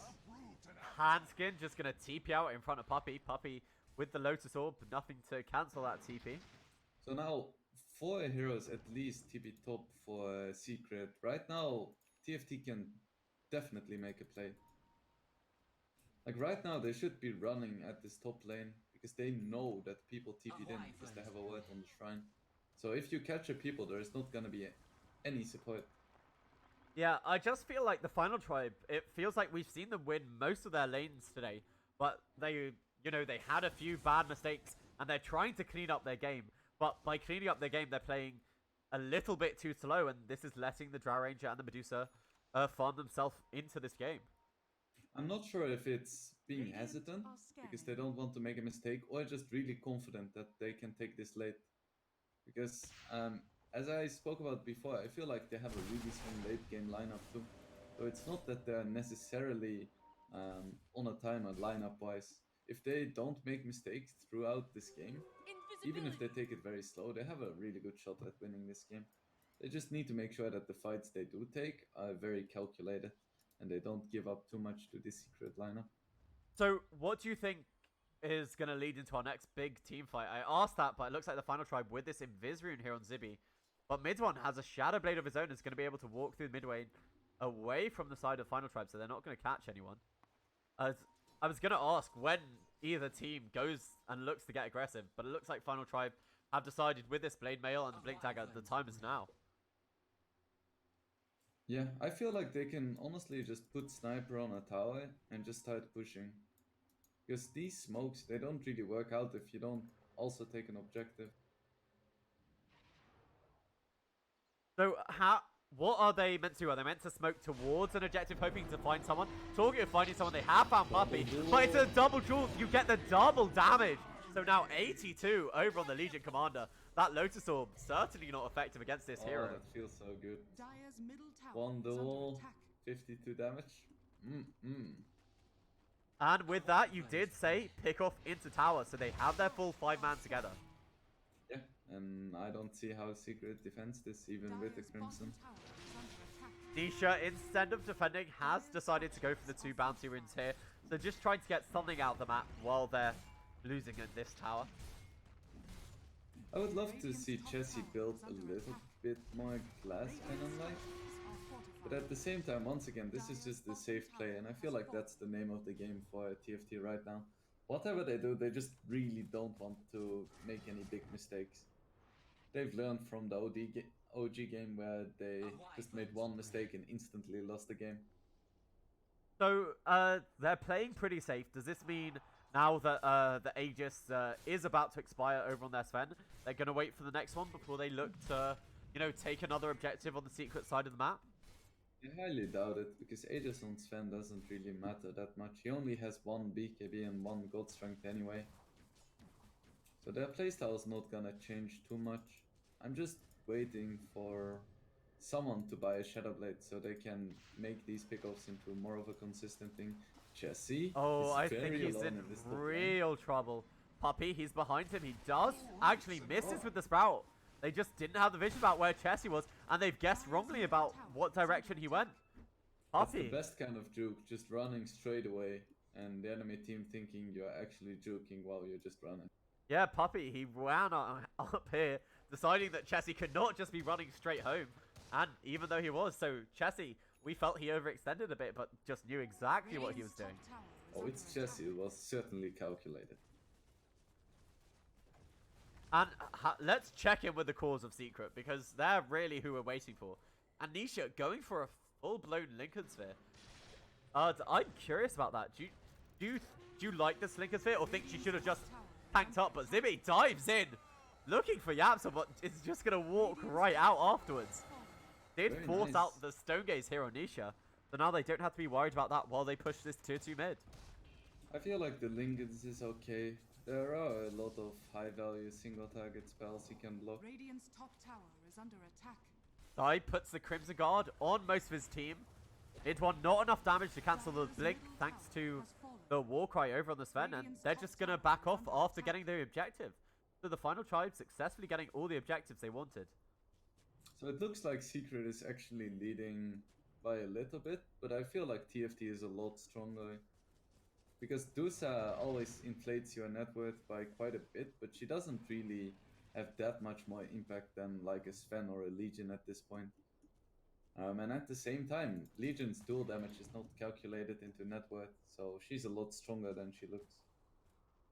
So, do you think that what does Secret need to do to be able to turn up the pace? Because at the moment, it does feel like Final Tribe, they're getting everything they currently want. What can Secret do to, turn up the pace and really threaten the security of Final Tribe? I feel like Secret just has to keep farming. They can't really make plays with these heroes, so they need TFT to take the initiative and to make a mistake. Because they don't really have this one hero that just blows up someone and then they can suddenly take towers. In the bottom lane, the double duel again. Dibby, he is loving this Lotus Orb on Puppy. I think That's when he's another dead, thing to do. Puppy needs to be careful about that. Man, these are the best kind of Legion games, where you're not only finding duels on support, but you're finding double duels. I'm just so surprised because I understand Puppy, thought maybe he'll stop one stun, but this is the second time he's just feeding over damage to this Legion. Yeah, I feel like in these moments he can easily realize that he's dead anyway, so shouldn't really bother. Almost level 20 on Legion. We did see him go for the 25% XP gain, which I like because he recognizes that it's a slow game. So just getting those level 20 and 25 talents is gonna be so nice. Probably gonna go for the press the attack AoE as well, just because it's so solid against heroes like Lion and Dusa. Yeah, But I would love to see the dual damage, honestly. Yeah, I was gonna say, I know in pubs you see the 40 dual damage, but usually at that stage as a Legion Commander, you already have more than enough damage. Just imagine double level 25 duel giving 132 damage. Wow. Amazing what you found laying on. That would be something special. Unfortunately, I don't think we'll be seeing it. And Nisha now has his Eye of Skadi completed, firmly securing the #1 net worth. But Secret, you're right. They are not feeling the pressure this game. They really want the Final Tribe to fight into them and then take a bad fight. And I feel like if this sniper gets to a 6 slot point, he's gonna completely destroy these fights. Because we spoke about Pango being good against Sniper and catching him, but Sniper has a BKB, so that's not really relevant anymore. So I don't see an easy way for the Sniper to go down, except if he gets jumped by the Lion. So as long as he can make sure that that doesn't happen, and he stands in the backline, he can clean up these fights. Sven doesn't even need to right-click. And he just needs to act as a tank to give the vision for the sniper. So, talking of this Lion, he might have his Blink Dagger. If he gets a tiny bit more farm, it looks like he is going to take those creeps away from Puppy. And so he should have it now. Do you think But they'll... it's very worrisome for him too, because he's so squishy. He gets hit twice by Sven and he dies. But now they do have this Blink. Do you think they're going to look for a reveal of it? I mean, Drow does have a Shadow Blade, as well as having this Blink. If someone overextends, they could look for it, but Ooh, Zibby... Zibbe, is he gonna find Yapsor? No. Oh, Zibbe. So close to Yapsor. Yapsor knows where he is, though. If he has rotation from the rest of his team, he might be able to set this up. Yapsor, he goes in, he gets the Hex. They have the Rolling Thunder coming out from Zai. It's a nice follow-up stun. Do they have enough damage? He is draining his mana, but now Frost on the back lines. They have the duel, and I think that's going to be another kill on Puppy. They drop the ultimate, but they are going to lose Zibbe to this mid one. Nisha popping the ultimate just to allow the disengage. They brought back in Puppy for this. That was a really good initiative being taken by Secret, but at the same time I do feel like it's gonna be worth it for TFT. Because while they did lose the Legion, Puppy had to buy back for that. Yeah, this Puppy buyback, I think they just thought there was going to be a bigger fight than there was, really. And it just never quite broke up. But Zai blinking in. Era is going to be safely to that high ground. But now, Zai stuck on a cliff. Oh, they mustn't know what this feels like when they watch the EG game. Zai able to make it to low ground with the help of the 4-star from Yapsor. And now I think they're all going to be okay. Nisha pushing in this top lane. Do they have any sort of Blink Dagger? Yes, they do. Handskin as the Black Hole as well as the Blink Dagger. I don't know if they've scouted this out. And even his BKB. So they won't be able to cancel it. Has been denied. Yeah, TFT is hitting some scary timings. They have the BKB on Legion now as well, so they could try to go for a Roche fight if this Legion is up in time, because Roche does drop really, really quickly. Look at this. Yeah, it's, this poor man in a pit. He doesn't stand a chance. They do have the scan onto the high ground. Frosty blinks in. Hanskin, it's the black hole. It's only onto one. It's really not quite enough damage to take down this Drow Ranger. Now they have the Lotus Hole on top of Nisha. There's the stun. Yapsor, they are kept in place by the Cold Embrace. It's a nice stuff by mid one on top of both of them. And Nisha gets the Aegis just in time before he goes down. So Nisha, they've managed to take down the Enigma. There's no black hole at him. Nisha able to survive through this entire. He's pursuing Era to this high ground.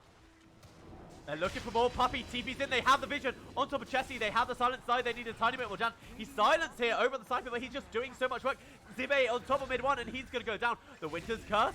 It means that they're attacking their own heroes. Yapsor with the Finger of Death. It's not quite enough. Era with the Cold Embrace over on his Sven. He's going to live for a tiny bit longer.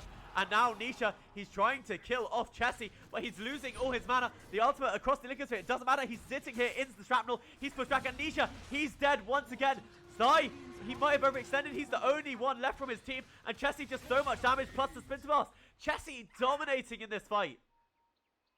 TFT is so strong right now. It was super unfortunate for Sebe that Nisha got his Lincolns off cooldown right before Sebe dueled. So that could have gone way worse for Secret. But then they did get the Aegis and they decided to chase uphill, which is always a little bit questionable. And then mid one got really aggressive, but even though Sebe didn't have a jewel, he just jumped on him and started clicking. Yeah, I have to say, those, like, last second grab of the Aegis, I really thought Secret might be able to turn it around. But they followed them, and then TFT, they were the ones on top. And now there's no buyback here on mid one. They do have one on Nisha, but do they want to use it? It's just a classic thing of Dusa. As soon as your team dies, you can't really kill anyone anymore. Because you have no one to keep the enemies in place, so you just get kited. And TFT actually takes a rack here. It doesn't look like they're too interested in going back just yet. His sniper can just hit from so far away. Look at this.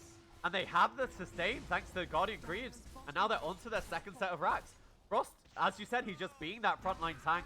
Meanwhile, Chessie just from the back lines. And that's 2 lanes of racks. They just don't want to use the buyback on Nisha.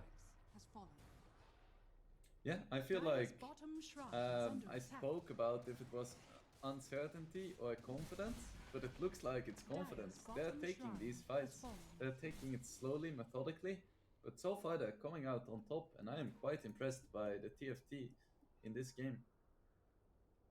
Yeah, I'm realizing now when the Sven was trying to hit mid one while it looked like he was doing nothing. This butterfly, he already had it for the previous fight, but Sven building the counter item of the MKB, and then next time if they do get a good black hole, they'll be able to take her down. I would still like Sive to buy a Shadow Blade. I don't feel like Albert is that important. It is quite nice to cancel the Lincolns though. Yeah, just be able to secure that jewel over on the Medusa might be absolutely fight winning as long as she doesn't get off that stone gaze. Looks like Nisha is also working towards a butterfly. I wonder if she's still gonna go for it if this Sven reveals his MKB. Yeah, both him and Chessie, they're building towards it. Yeah, Chessie, he did get the BKB as well as the Hurricane Pike, but the rest of his items, he's now building into that pure raw damage. Yeah, I would love for him to get a Deadless or something afterwards, just for that insane right click. Because even a Dusa is not gonna survive too long against the 6-slotted sniper hitting away at a distance. And that's where another one of Secret's drafting problems comes in. They don't really have a jump. They have insane scaling, they have good right click, they have decent control, but they can't really jump and burst this sniper. Yapsa needs a lot more finger of death kill charges to make that happen. So now they're 2 lanes of barracks ahead for the side of Final Tribe. They're going to continue this aggression, right? There's no Aegis for the side of Secret, and I feel Final Tribe, they know they can beat them in a fight. Yeah, for sure. I don't see why they would stop, and this is one of the strengths of Sniper. You can just push from so far away with so little risk, especially when you're not against a jumping hero like Storm or Void. Like, they could just try to secure the Megas right now, no reason to wait for Roche. As long as you have vision up the high ground, you can just hit. This top laner is being pushed in. Poppy puts down wards to give good vision over Chessie. But it doesn't feel like... We discussed this. Secret, they really feels like they lack the initiation. But Yapsor even forces him in. Now they have the Stone Gaze. Zai rolling in. But it's a nice cold embrace there. So there's no damage actually onto his sniper. Frost pops his BKB, but he's caught inside the Sprout. This reminds me of Sprout TZ Zai able to make his way to the high ground. Chessie with the end of that BKB is going to be able to TP away. And it looks like the rest of the final tribe, after losing their Sven, are going to be able to get away scot-free. Yeah, and I was gonna say that usually a Lion Jump doesn't really do that much against the Legion because it just gets dispelled. But what Yapsor did was actually force him in first. So that way he was way further out of position and it was really hard for the final tribe to react appropriately. Also, Frost jumped right into an Earth Spike, so that was unfortunate. Mid-1, he's found Era here, but he seems a bit afraid of other people coming in, but they have the jewel. It's right on top of it, man. He's going to kill himself with that damage. Drow Ranger does go down to the jewel. Mid-1, over-aggressive there onto Era, wasn't able to get the kill. And the rest of the side of the final tribe. They don't lose the gem, and this is really big. Oh, he's still following. It's a nice stun there from Yapsor, and it should mean they don't lose any more, hopefully. Radiant's middle tower is under attack. The lanes for a secret are pretty pushed though, so they might be able to defend without any kind of mid-1 buyback. That's one strength of the Nature's Prophet in this game. Just making sure that if they do get a pick off, they can't immediately take your Rex or eventually your throne. Yeah, Nisha has the butterfly of his own. So a very farmed Medusa. But this sniper, not that far away, has the MKB. So if we see another fight where Chessie is, you know, not initiated on and is just allowed to output damage, in TFT, it really does feel like this game might be theirs against the major champions. Right, and Frost is finally queuing up a Battle Fury, just to make sure he doesn't get stuck inside Sprout. Very nice. I do like it because you know you have to carry a Quelling Blade, so you might as well get as much as you can out of the item. Yep. In this late game stage, having a Quelling Blade is more damage than having a Rapier because it means you can actually hit stuff. Exactly, but it looks like they're gonna try and repeat exactly the same thing once again. This top lane is pushing in, but now, oh, I didn't realize this. Zibe, he's hit level 25 and has taken that AoE press the attack that we talked about. So if they try and initiate on them, he will be able to get rid of hexes and all that kind of thing. I would really love TFT to be smoked behind him instead of just standing behind him. Because that way they have multiple opportunities to try and go for a jump. Yeah, but... Looks like they're just gonna wait for Broche. Could Yeah. be up in as little as 20 seconds. Cassie with that level 25 range talent. Yeah, I just can't believe that you can hit base from right down here. And it means, you know, you're just so far away that it's honestly safe for you. And you give vision for yourself with the shrapnel, and you just rinse repeat, and you take buildings. I wonder if Chessie didn't forget about using Take Aim. Because it's probably one of the least used abilities in the game because you just forget about its existence because it's so inconsequential. What is the bonus amount you get? 400. That is a... Wait, is that the passive or is that the active? It's the same. It adds 400 for the active as well. Yeah, so, I mean, that isn't inconsequential. Like, you can stand even further back, use it, you know, every 4.5 seconds and just be very happy just with your shoot positioning. the tower once and then go back. I mean, it and doesn't... After 20 minutes, you kill something. Pretty good. It's, as Gran always says, it's unhealable damage. Unhealable damage, man. Mm-hmm. But you said they were waiting for Roshan, and look who has respawned. They know it's happening. This is their dominated creep. Looks like they just wanna make sure they push out the lanes first. Dire are scanning. Like, they're in pretty firm control of this game, so the last thing you want to do is give up a disastrous Roche fight. The thing is, even though it does feel like the final tribe are massively in control, it is only a 4k advantage. Usually when your two lanes are racked up, you feel like you should have more gold than this. Sure, but you're also against the Dusa, and the 186 damage on Legion Commander is worth like, I don't know, 4k, 5k gold. Yeah. I feel like in a normal game, it would be like 10 to 15k lead. Fair enough. So I do hear a smoke coming out from the side of Final Tribe. If they're able to take a big fight now, this could win them the game. Is this another double duel? Oh, the AoE pressed the attack, the vision given, and Poppy gone right down. 75 seconds without their Nature's Prophet. He Just does a have single buyback. one. And have you seen this? Look where he's put all of his treants. Just scouting out every single side of this Roche pit. But it looks like they might find more. Nisha, on this high ground, they don't quite have vision of him. No, they do. They did see Nisha. We didn't mention this yet, but Sai actually has a basher, which means they finally have a reliable way of cancelling the black hole through BKB. So that's a really big deal. Well, reliable. I mean, with the swashbuckle, you should hopefully get one hit. A one-hit bash. It's 25% chance and 4 hits. So the chance of not getting one is 25. I don't know what you call it in English. It's technically not that because of the pseudo-random distribution of the bashes in Dota. So I think it's actually a little bit under 25. A little bit under a quarter per hit. I see. Well, if that wasn't the case, the chances of not getting a bash in those hits would be pretty damn low. Oh yeah, exactly. And you can do the thing where you prime the bash. Radiant's middle tower is under attack. If you really need it that instantly. Anyway, we're talking about obscure mechanics, but let's focus on the game. Mid one, he has a double damage here, and it looks like the side of Secret, they're finally looking to mount a push. I don't know what sparked this, but it looks like they want to get this game over and done with the creep wave coming in. The backdoor regen on this tier 2 is down. Radiant's middle tower is under attack. Radiant structures are fortified. Ibby, they are affected by the smoke breaking here on Frost. Do they have an idea where they are? They do pop the Blade Mail over here. The Finger of Death, it's not quite enough over on this Silencer, this Sniper, but he pops his BKB and he just doesn't care about the Rolling Thunder.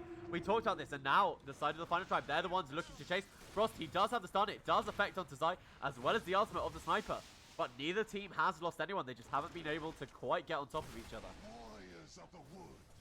Yeah, it looks like both teams are not really willing to fully commit here. And it's kind of hard for TFT to just jump straight into a Dusa, because even though they are ahead, there is still the risk of a really strong stone gaze and one of your heroes getting bursted by this lion, who finally did get his Aghanims. Yeah, it's still only 3 deaths on this lion, so that Finger isn't up to really, really scary territory yet. That's why the Sniper lived through it. 1175 magic damage. Press the attack, goodness. Yeah, with the We press. spoke about Secret killing Roche fast, but the same could be said about TFT.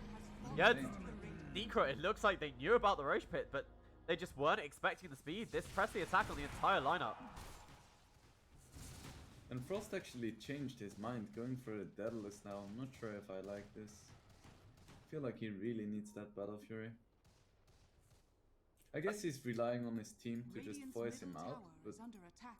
there is only the Hurricane the type Sniper, on yeah. Sniper. There's only one Force Staff, and I would think that the Sniper is probably going to use that to save himself. Don't mind if I would love Wyvern to get one. I mean, he can go for the refresher if he wants to be greedy, but I feel like having a voice is just pretty much required for high ground pushes. Yeah, Era has gone a tiny bit more greedy with the initiation here on this Wyvern. Really looking for a big Winter's Curse, it seems. And one thing we did not mention yet is that Hanskin actually has a refresher web now. So if he gets bashed, he can just press refresher web and try again. But I do have to say, I feel like the Black Hole's kind of been inconsequential in these fights. Like, I don't know if having a second Black Hole really changes all that much.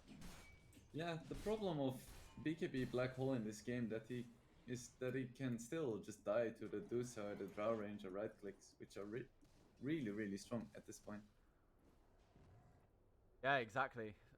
Mid one here almost has the full Satanic. Looking towards that level 25 so you get the 50% cooldown reduction. I feel like one thing that has been stopping TFT from pushing high ground is these high ground wards placed by Secret. So they just need to place a sentry and remove them, because they're just giving so much vision. Yeah, they have the vision of the Sniper even when he's sitting on the low ground. But now, Cassie is hitting from that long distance away. Nisha, the Lincoln Sphere, pops the Stormhammer, so he's going to be able to walk back to the high ground. And with another creep wave cleared through, they're just going to have to wait, rinse, repeat. This is what we talked about. But they can do this. They can get away with the slow siege, I feel, on the final tribe. If Sniper gets snaked one more time, though, he's gonna lose all. Oh, of his they money. have the duel. They broke the Lincoln Sphere with the ultimate there from Chessie Nisha. He's been able to get his Stone Gaze off, and now they're all trying to retreat. A good Finger of Death allows them to take down the Winter Wyvern before the Winter's Curse gets off. And now the Aegis is spawning. Hanskin, he's looking for a big black hole, but it's on no one. He loses it instantaneously as well. Zibe, they are able to get the kill over on site. It looks like Puppey might go down once again. Frost, he's lost the Aegis and he's lost his life once again. Now, a big black hole over by Hanskin, but the disarm over on Chessie, the Purge, it doesn't really matter. And they're all living through it. The Finger of Death, it does so much. Nisha, he's very low, but he's still surviving through this. The Sniper does kill him on the back lines, and now mid-1 is going to go down. They do have buybacks on absolutely everyone, and Chessie, an ultra kill. Will he be able to get the Rampage if he sees anyone else?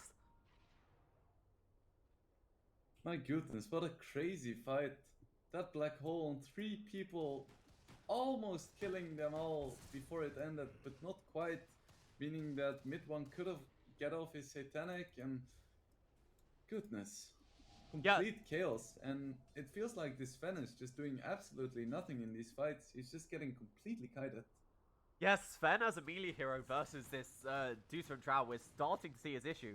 But after that first black hole, I was starting to doubt. But that refresher orb really starting to pay off. And if Chessie hadn't been disarmed at the beginning of that black hole, he would have done even more work. I feel like the biggest deal was Yapsa killing Era at the start, because he instantly Earthspike fingered him, and there was no Winter's Curse in that fight, which I think is a huge deal. Because if you can get off a Winter's Curse when Drow has a Satanic active or something like that, you just instantly win the fight.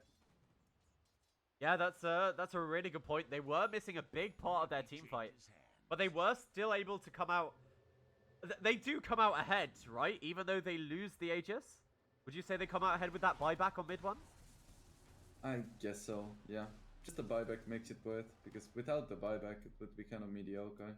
Because they ultimately did not get the high ground siege they wanted to.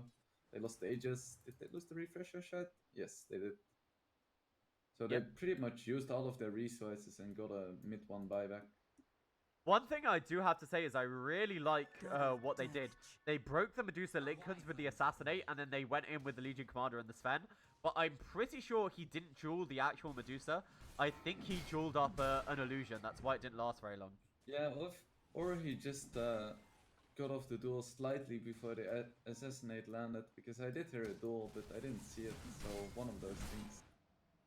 So I think if they feel confident enough, they can try the same thing again. It looked like it might work, but now they're just looking very sheepish about this push.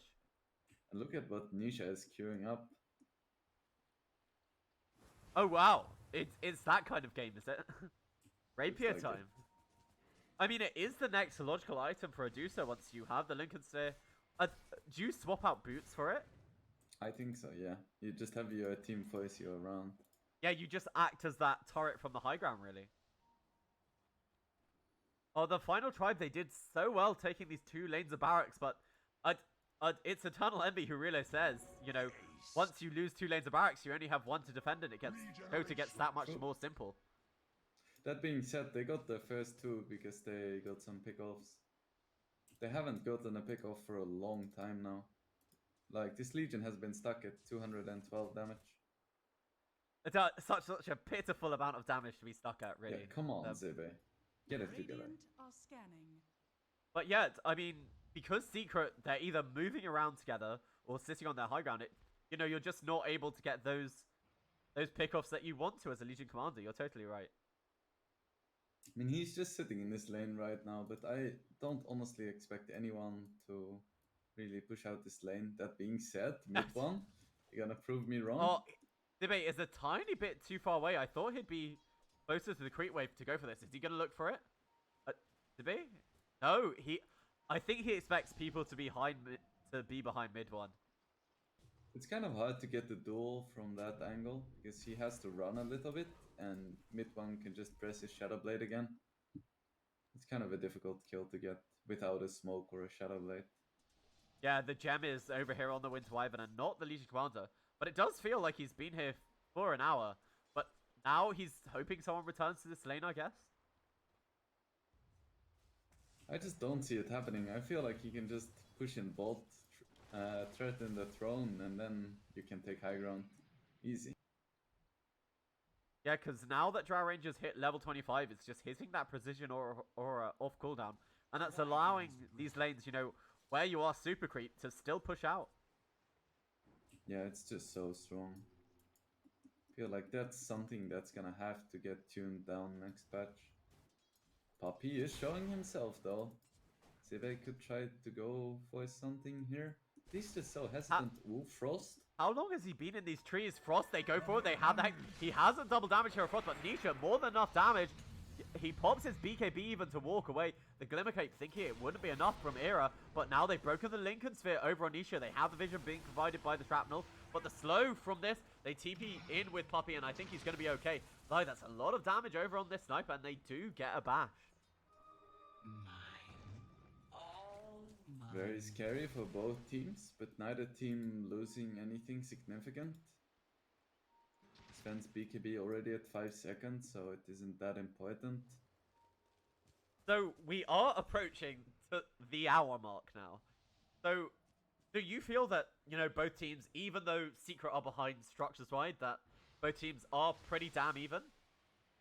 Yeah, I think so. It mostly comes down to execution. That being said, in a super late game, I feel like the Prophet team is pretty much always going to be the stronger one. Even if the final tribe is going to be a lot stronger in fights, I feel like just having the map presence of a Prophet makes all the difference. I really like this pickup from Puppy as well. He's gone for the Ethereal Blade just for the ability to either save someone in the duel or from the right-click damage of the sniper. Yeah, and there is no nullifier, so it's gonna be a full duration E-Blade, which is 4 seconds. But Final Tribe smoked up, really trying to find someone here. They have the double black hole if it does emerge into a full team fight. Mid one, is he going to show himself? And if you do, will they be able to find you in time? Looks like it's quite unlikely. However, the smoke still has like 10 seconds left. Mid one is very patient though. Mid one is so patient. They have the vision of all four of them. And are they going to run at them? It doesn't look like it. Playing this game very safe. I feel like that's just the complete name of the game. Playing it very safe. Roche is gonna be up in a minute though, so that could be another point of contention here. A duel coming out on bot. Yeah, he's managed to find mid one, but the E-Blade, it does say mid one, and now with this panic, he's able to heal up, does get the disarm over from Zibe. But Zibe, the patience, it finally does pay off, but not quite enough damage. That was so unfortunate. He got off the Blade Mill duel, but it still wasn't enough damage. I mean, it looks like you were right. 212 damage, not quite enough. Pitiful. And mid one just being so patient. It meant Zibe by himself, he just doesn't have quite enough. He was almost there, but Puppy came in to save the day. I feel like the only heroes he can solo kill at this point are actually just the Nature's Prophet and the Lion. Actually, can't even solo kill the Lion because he has a Neon Disc. So only the Prophet then. I mean, the thing I do feel is, I feel they haven't taken massive advantage of this chessy sniper. Like, they aren't just going for getting... I know it's not a lot of damage, but you could literally get 40 damage per creep wave, and eventually that tier 3 would fall. The problem is this Lion though. He has a finger that deals 1225 damage now. So, like, you make one mistake and he just instantly dies. And they're just so afraid of having to use a sniper buyback. Yeah. So, it makes some sense, but at the same time, you're playing against a Prophet and you're playing against the Pusa, so I don't know.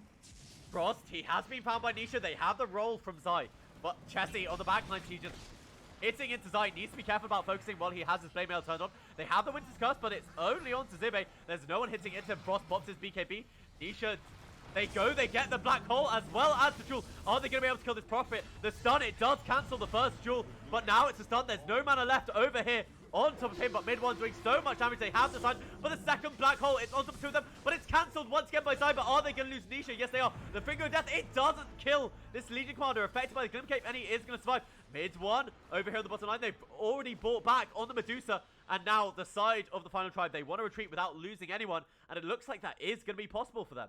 So the final tribe able to take a successful fight with both those black holes getting cancelled even. So 2 buybacks used for Secret now, and it looks like they are very interested in taking a Roche, but this is a huge risk. If they lose Nisha here, this could mean the game. Yeah, they have Vision, they have the Winter's Curse as well as the Blink. Are they going to go for it? The Winter's Curse, it's on top of mid one, but this Crimson Guard, it means they're not doing quite enough. And thanks to the Ethereal Blade, it doesn't matter. Mid one getting very low, but it's going to be fine. The Satanic, it doesn't matter. Mid one's dead, does have buyback now. And is this going to be enough? Zai, he thinks about the Rolling Thunder. Nisha's still in the pit. Roshan is going down, and I don't think they're going to be able to contest this. So Nisha is able to get the Aegis, even though he doesn't have buyback. It sounds like the BKB, they have the duel. It's over on the Pangolier, so as soon as that Rolling Thunder stops, Zai is going to go down. He has buyback himself, but they have lost the Sniper. Sniper forced the buyback. Mid one, they do have the Storm Sniper with the Boots of Travel, able to get right back into this fight. And now mid one, he is invisible in the Shadow Blade. Puppey TP in. They're not going to find anyone on this side of the map. So no Secret heroes have buybacks right now. Oh, I mean, only the Lion has it. On the side of TFT, we have Hansken, Zibe, and Era with buyback. So any core dying is going to be a really big deal right now. Yeah, Zibe might have been able to get himself a tiny bit more damage since the last time we saw him, but it looks like it's not been that effective. They really have to take a fight, I feel, for the final tribe. They have to kill one of these heroes without buyback. Nisha does have an Aegis now, so it's gonna be really hard to take a fight. I mean, the pings do come out for mid one in the mid lane, but as you said, every time he feels he's in danger, just pops the Shadow Blade and is able to walk away. I feel like defending this tier 2 is so important for TFT, because it means that if Secret does win a fight at one of the side lanes, they cannot take Megas. In this mid lane, it looks like they tried to find mid one, but was able to force himself to safety. But the BKBs all at 5 seconds. They don't mind expending them for a missed kill now. There is a lot of weight on Chessie's shoulders right now. If he dies once, it could mean trouble, because he is the one who's gonna be able to defend high ground. If he does die, I think Secret can just take the game instantly. I mean, it does feel that for like both him and mid one. You know, mid one doesn't have buyback, so Nisha luckily does have the Aegis, so doesn't have to play as crazy safe as the rest of them. It looks like he changed his mind, no longer going for a rapier. Feels like the game could be secured without it. Yeah. Right, and Zibe does have a Shadow Blade now. Do they have a gem on anyone from the side of Secret? Mid one had it, but he swapped it out and he gave it to no one. They don't have a gem. They must have lost it in the last fight yet. Yapsor, by the way, does have a refresher shard, so you're going to be looking at double finger. He can kill Jesse with that. If he catches Jesse, he can just hex in double finger and Jesse's gonna go down. So Yapsor being a position for support is actually one of the most important heroes in this game right now. It's his job to deal with the enemy, basically the only or the biggest threat that TFT has. Yeah, but Chessie, without this buyback, they are playing it so safe here on the final tribe. And I'm just taking a look at the graphs, and you can see they've had a lead, but it's now almost down to absolutely nothing. And when we look at the win probability, even Dota Plus doesn't know who's going to win this one. And honestly, neither do I. 62 minutes in, these teams, they feel so evenly pitched. This is the final tribe. They're a team who weren't even at the minor, taking it to Secret. And the final tribe has been in the scene for quite a while though. Players like Era have been in the scene for so long, playing on that original famous Fnatic squad together with No-Tail. And Chessie is pretty much a veteran as well, playing Hon for a long time. And same for Hansken actually. Like, these are not newbies. Maybe Zibe is a bit new, but overall, quite an experienced lineup. And I mean, when it comes to these late game situations, I do feel, especially when both teams feel so even like this, that experience is really what's going to pay off. A wyvern's breath. Yeah, for sure. Experience and just the ability of keeping it cool. So Nisha has a Satanic, is even building a Moonshot, has his Lincoln Sphere as well as his Manta Style, you know, just in his backpack, because he has better items than that apparently. Yep. Okay. Zibe is still looking for pickoffs, but he's just not finding them. No one is showing on these side lanes. So once we get to this uber late game that happens, what are the most important things? Is it just initiation for the fights? Is it keeping your lanes managed? What do teams really have to consider and not forget when the game gets this long? You mentioned the two most important things, Radiant's middle tower is so my under job attack. here is done. It looks like you are being a positive influence on me. But yeah, it's mostly about managing your lanes, which is a bit easier now that Enigma has 25 and the Eidolon damage and conversion, so that helps a lot. But it's also just trying to find that one magical initiation, because the Aegis is expired now, so pretty much every hero in the game is gonna have buyback again soon. One still needs to farm 1500. One thing I would like to highlight is firstly, if you look at where Puppy's treants are, he's using them like wards all across the map. And he's also managed to get himself the Aghanim Scepter. So even if they do get Mega Creep for the side of Secret, I don't think this game is over anytime soon. Radiant's middle tower Yeah, for is sure. under attack. Like when you have a Dusa, Drow Ranger, Prophet, game is never over until the throne falls. And same for Lion actually, he can one-shot creep waves consistently, even super The creeps. seeds of fortune. Probably even mega creeps, because he just deals so much damage. And Yeah. he has the AoE hacks now as well, which could get AoE dispelled by the Legion. Just the two 25 abilities when they become AoE. We'll see what talent isn't stronger. I've been waiting for this for so long, and I finally Radiant's might bottom get to tower see it. is under attack. In this top lane, it looks like the final tribe. They've mustered up some sort of courage to push. That press the attack on all the Eidolons does get very loud, but they still can't even deal with a Medusa Illusion. Alternative winning condition, hearing damage. Yeah, you honestly do need to be careful. It gets so loud. I didn't realize it scaled for every unit. Radiant But I now guess you've never tried using Zeus ulti on like 50 heroes in demo mode. No, that isn't something I've done, but now I think about it, I might have seen a clip or two of it. Oh, they even poked the BKB here on Zibe. They have the Lincoln Sphere. Are they able to get the jewel off in time? Yes, it's a double jewel, as well as the black hole. The Aegis is expired. He's going to go down. There's no buyback over on him. But mid one, they're focusing in on Frost. They have the refresher. They do manage to take down the Legion Commander. We saw the double line alpha, and now the buyback, it comes back just in time over on Nisha. They have no buyback on Frost, and is this Secret's time? They buy back on the 4 other heroes. They have to defend their mid lane from these creeps. With the Drow Aura, they're just continually pushing. Ooh, and they barely managed to defend this tower. If this tower fell, they could have taken Shrines on Secret, which is such a big deal at this stage of the game.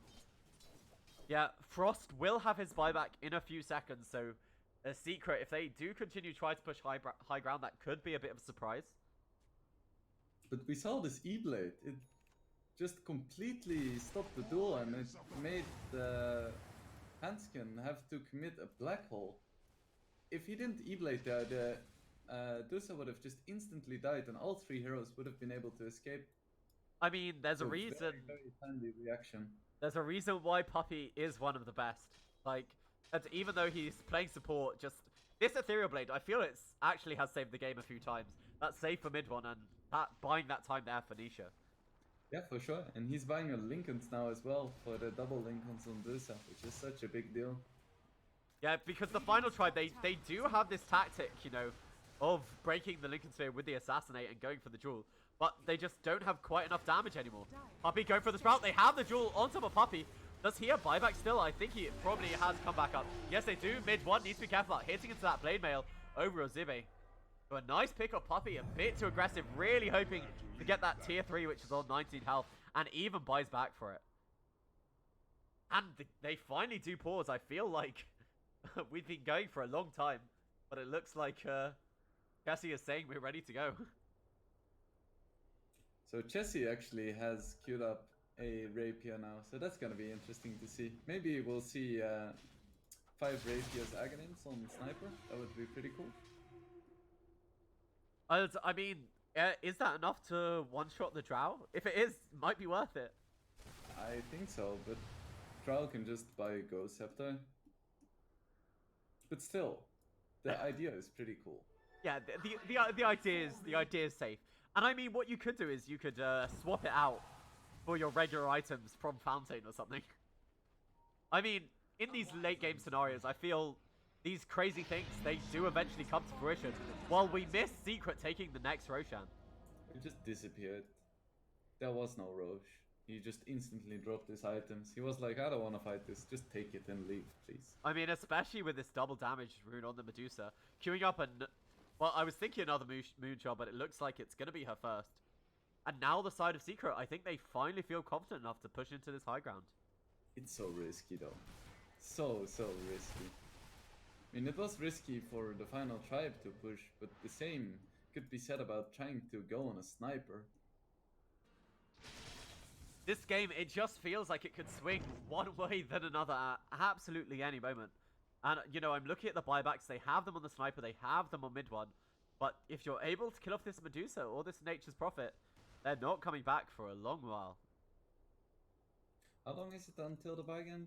Okay, it's just 6 minutes for Prophet, 5 heroes, 5 minutes for the rest. I see. I feel like Secret should try to make a move with this Aegis. They don't really have to commit, just try to do something. And, I mean, perhaps get rid of this tier 3 tower. You could definitely take that with just Medusa Illusion. Or even trees that they're actually sending towards the bottom lane. I don't think the trees can kill it. They die way too fast. Just like one Sven hit. No, they pressed the attack. Oh no, you're right. They didn't even make it to the high ground. Frost just able to cleave through them with that deadlift. I would totally just buy a Blade Mill on Sven. He just keeps getting destroyed by this Drow Ranger. He can't really right-click, so buying right-click items isn't that useful anyway. I feel like it might just be better to transition into magic damage Sven. Go for a Hex, buy a Dagon, that kind of stuff. One upgrade I'm surprised we haven't seen yet over on mid one is he can get that Silver's Edge. That's a nice little chunk of stats for absolutely nothing. Yeah, he has the money for it. I would be surprised to see him skip it, but I would probably buy a Moonshot first. I mean, at this rate, Nisha might be able to buy it for him. Nisha isn't that rich. Oh, I mean, have you seen the bare items he has? Yeah, but come on, he needs all of those. Oh, obviously, you're gonna swap in the Lincoln Sphere exactly 5 seconds before they hit you with a single target. They can buy a second courier if they want to. No, you can't. You can't do that anymore. Doesn't it have a 60-minute recharge time? Oh, no way. Does it actually? I think so. Can you check the shop? I knew they I thought they just took out second couriers infinitely. But I might be wrong about that. Can we have a look at the shop? Courier? If I'm on a Radiant Hero, does it tell me? No, okay, I don't know how to check it. We'll find out eventually. I'll check the wiki real quick, just to make sure. I mean, it's obviously the most important thing that's going to happen at this point in time. But actually, Secret, they are smoked over here. Yapsor, Blink Dagger, Aeon Disc has a Shadow Blade of his own. But it's actually just sitting in his backpack. He's taking lessons from Nisha. But they press the attack on the Super Creeps. It's more than enough to hold off these trees. And it feels like nothing has happened ever since TFT took 2 sets of racks. Yeah, it's Secret. They've successfully stalled out the game. With this Nature's Prophet Ags, they're pushing out the lanes. And they now have a 10k. I think probably the biggest lead we've seen this entire game. Yeah, and I would still certainly favor TFT in a fight, but Secret is just so good at controlling the map. just because of this bloody Drow Ranger aura combined with the Furion. It must be so frustrating for TFT to see this game slowly slipping away, because they can never find the fight they really want to. I mean, the one thing I do have to say is I feel like either side is getting that much stronger. I think they've pretty much peaked, haven't they? There is a few upgrades left, but overall I agree with you. But all they need to do is take down this tier 3 tower. I still can't believe it's alive on 19 health. If you could spend like 1,000 gold to heal it by 200, would be great. Now, you're thinking of... This is what always happens in Uber late game. You know, people come up with the crazy things. So, like, can you buy extra inventory slots? Or, you know, like, can you... There's just crazy ideas, you know. Use the... If you buy a second Aghanim Scepter, you get the Alk effect on it, you know, and that kind of thing. You know what would be great? If there was an option to just win the game for 20,000 gold. Because then games can end a little bit earlier, because I get paid by game, not by hour, so... So it's all about the money for you now, is it, Wingblade? I mean, passion has been gone for a long time. It's only for the money now. They managed to successfully take this tower. They're not defending, and the Treants do take it. They finally get that last bit of 19 damage, and instantly mid one is going to take down these shrines, as well as Nisha looking for this other one on the bottom side of the map. Right, so that's a pretty big deal for Secret, but at the same time, does it really change anything about the game? Probably. Also, I'm having a look at buyback status, and the only one who doesn't have it is Puppy.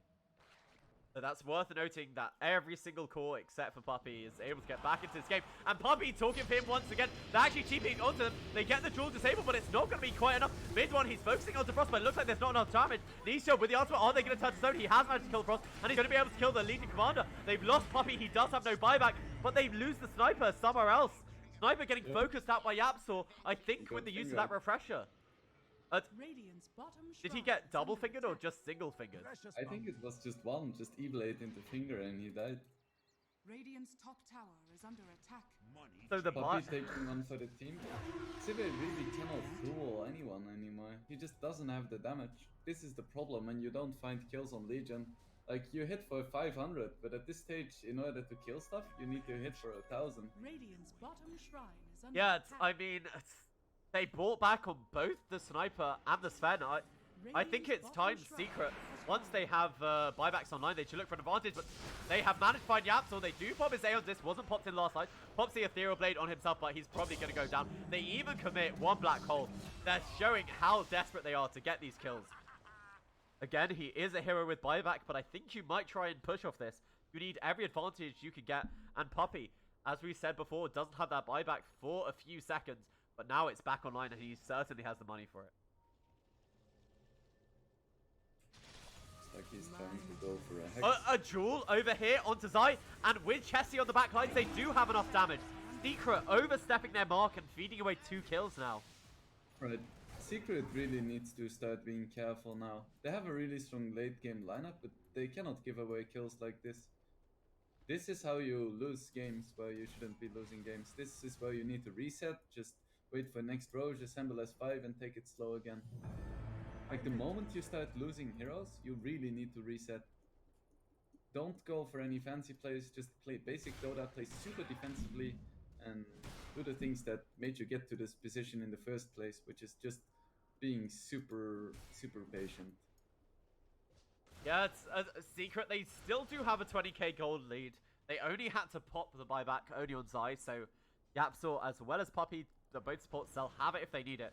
And everyone has boots of travel too. So it's like the whole team does have this global teleportation over on Nature's Prophet. Right, so let's take another look at the buybacks. Looks like the only ones who don't have it are the Sniper, the Sven, and the Pangolier. So it's still greatly favoring Secret. TFT could only manage to force a single one. Yeah, it's just this uber late game. We are 77 minutes on the game here. And even though they have an 18k advantage, it does feel like the final tribe. If Secret aren't able to get on top of this Sniper, they should be able to win the fights. But Yapsar's just done such a good job in the past few fights, using this finger, using his spells. Look at the money on Hanskin. Oh wow, what's he? He should buy moon shards for people, right? I feel like he should buy an HUD and hide it somewhere near a secret space, so they could try to go for a base race at some moment if they can force Cliff. Because at this stage of the game, the throne falls with backward protection. So Yes, that's some win objective you could try to go for. Yes, Sniper and Sven with that god strength. And finally it has happened. Nisha has purchased the first rapier of the game. Finally. 78. One thing that's actually gonna push really fast is the Enigma Eidolons. If they're left unchecked, you have 11 Eidolons that hit for like 100 damage. Yeah, but they have the Nature's Wrath as well as the Drow Aura, so I think they do eventually go down. Even to this result, and especially when Yapsor expends a finger on them. They're not going to live through that. That's certainly an option. Anskin is looking for a pick-off here with the Shadow Blades, but Yapsor, after spending that finger, just runs away. And Roshan, once again.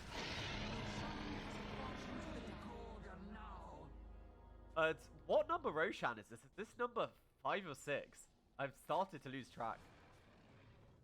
It's a pretty high number. We're gonna get to a point where super creeps are actually stronger than mega creeps. That doesn't happen anymore. They changed that. Oh. I know it's a great piece of information to know, but it was in a patch a while ago, like an obscure bit. But they mega creeps are always going to be stronger than these super creeps. Alright, then we're gonna get to a point where Roshan one-shots literally every single hero in the game, now, including Medusa. That is something that will happen. But the thing is, Drow is one of those few heroes who is always able to take Roshan, because, you know, she just ignores armor totally. That's true, but he also gets HP, right? Yeah, but mid one does a lot of damage. I mean, we'll see when we're on Roshan number 18, won't we? Yeah, I mean, Roche is gonna have infinite HP and infinite damage, so it's kind of tough. I mean, you know, someone who theoretically has infinite damage? I'm looking at the Legion Commander in this top lane. He's trying to get up to his old tricks, hoping he finds mid one. I mean, I feel like 290 is pretty low for infinite overall. I mean, it's a theoretical infinite. The infinite scaling here. It's actually second lowest in net worth now. That's so sad. Yeah, I believe in UCB. I've actually switched over to just looking at buybacks because I feel they're the most important thing. Net worth really doesn't tell us much at this point in the game. Except for that we should all pity Zibi. This Enigma is sitting on 16,000 gold. It looks like he is going for the 20k win the game that you talked about. Yep, so it doesn't have a gem. This could be a big deal. Yeah, but Puppy's behind him. He could just Ethereal Blade Yapsor, as well as the Aeon Disc. I don't think he could get the kill over here on the Legion. I feel like the moment he would jump on a single hero, both teams would all use their BOT2s to TP to that hero. So you would see two heroes, but it would be a 5v5 fight. Yeah, that's such a good point about this. You know, there's just so much mobility, especially for the side of Secret, thanks to Boots of Travel 2 and Puppy's global teleportation. Just these waves, it feels like they haven't crossed the halfway mark since, like, I think about the 50-minute mark.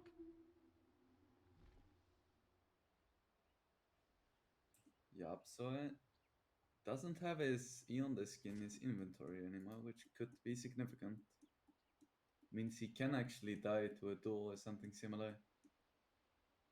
Not to sound a bit too crazy, but do you know what the longest game of professional Dota was currently? I think it's 3 hours, so we still have like a good hour left until you can start rapping and make your own claim to fame. So I need the final tribe to hold on for another 2 hours and a half before I officially become OD Pixel. Yeah. But in all honesty, we have one more game after this. So I'm sure they'll be thrilled to hear that they have to wait 3 hours. Just for my benefit of becoming the next big thing in casting. Nisha also working towards the 20,000 gold. He's halfway there. Going for that I win button victory. Okay, so there are clearly no items Secret are waiting for. There are no items anyone's waiting for. So, what is their objective? How do they intend to push? Because they can't just farm indefinitely. The game, you're not going to win the game doing that. At some point, you do have to try to go high ground. But you've taken Roshan and you're not pushing. So I don't understand what they're waiting for. The only thing they're waiting for is the other team to make a mistake. It's no longer about being good, it's about being patient. How long can you keep up your focus? How long can you not make mistakes? They're both pretty much in their ideal situation. They can't really change anything about this equilibrium. So what they're doing right now is just waiting for the other team to make a mistake. It sounds boring, it is boring, but it's what super late game Dota comes down to. I remember Envy was in that longest game ever, and they were in a similar position and they got impatient, so they got punished by the other team and ended up losing the game, even though it took mega creeps at like 40 minutes. Okay, so I mean, I do see lines drawn on the map, but Secret, they just seem so happy. Like, they're taking Roshan just because it's there, but they're not doing anything with the Aegis. They're farming up the entire Radiant side of the map, and Final Tribe, they're just not allowed out of their base. A 28k gold lead here for Secret. Yep. It would be kind of nice if somehow Zibei could get 6 slotted, because he still has some items he can improve upon. Like, he would love to have an MKB, he would love to have a refresher, he would love to have BOT2s and a moonshot. But you can't do that. Maybe Enigma can buy a moonshot for him, but at the same time, Enigma's buyback is 3.5k gold, and they can't really go to the secret shop. But it looks like something is gonna happen. Yes, the Final Tribe, their patience, it has given up. They realize the Enigma, he has to be here to defend. If they're not going to defend this tower, because top is pushing in. they're going to realize something's up with all these lanes pushing in. You can't do this. All your waves are pushed in. They know there's a smoke going on, and they just have to return for the Final Tribe. Yeah, and this is almost going to cost them a tower. Just this. It is going to cost them a tower. Top tower has fallen. It looks like patience, not rewarded. Just their impatience. Absolutely punished here by the side of Secret without doing anything. 200 unhealable damage on the range tracks.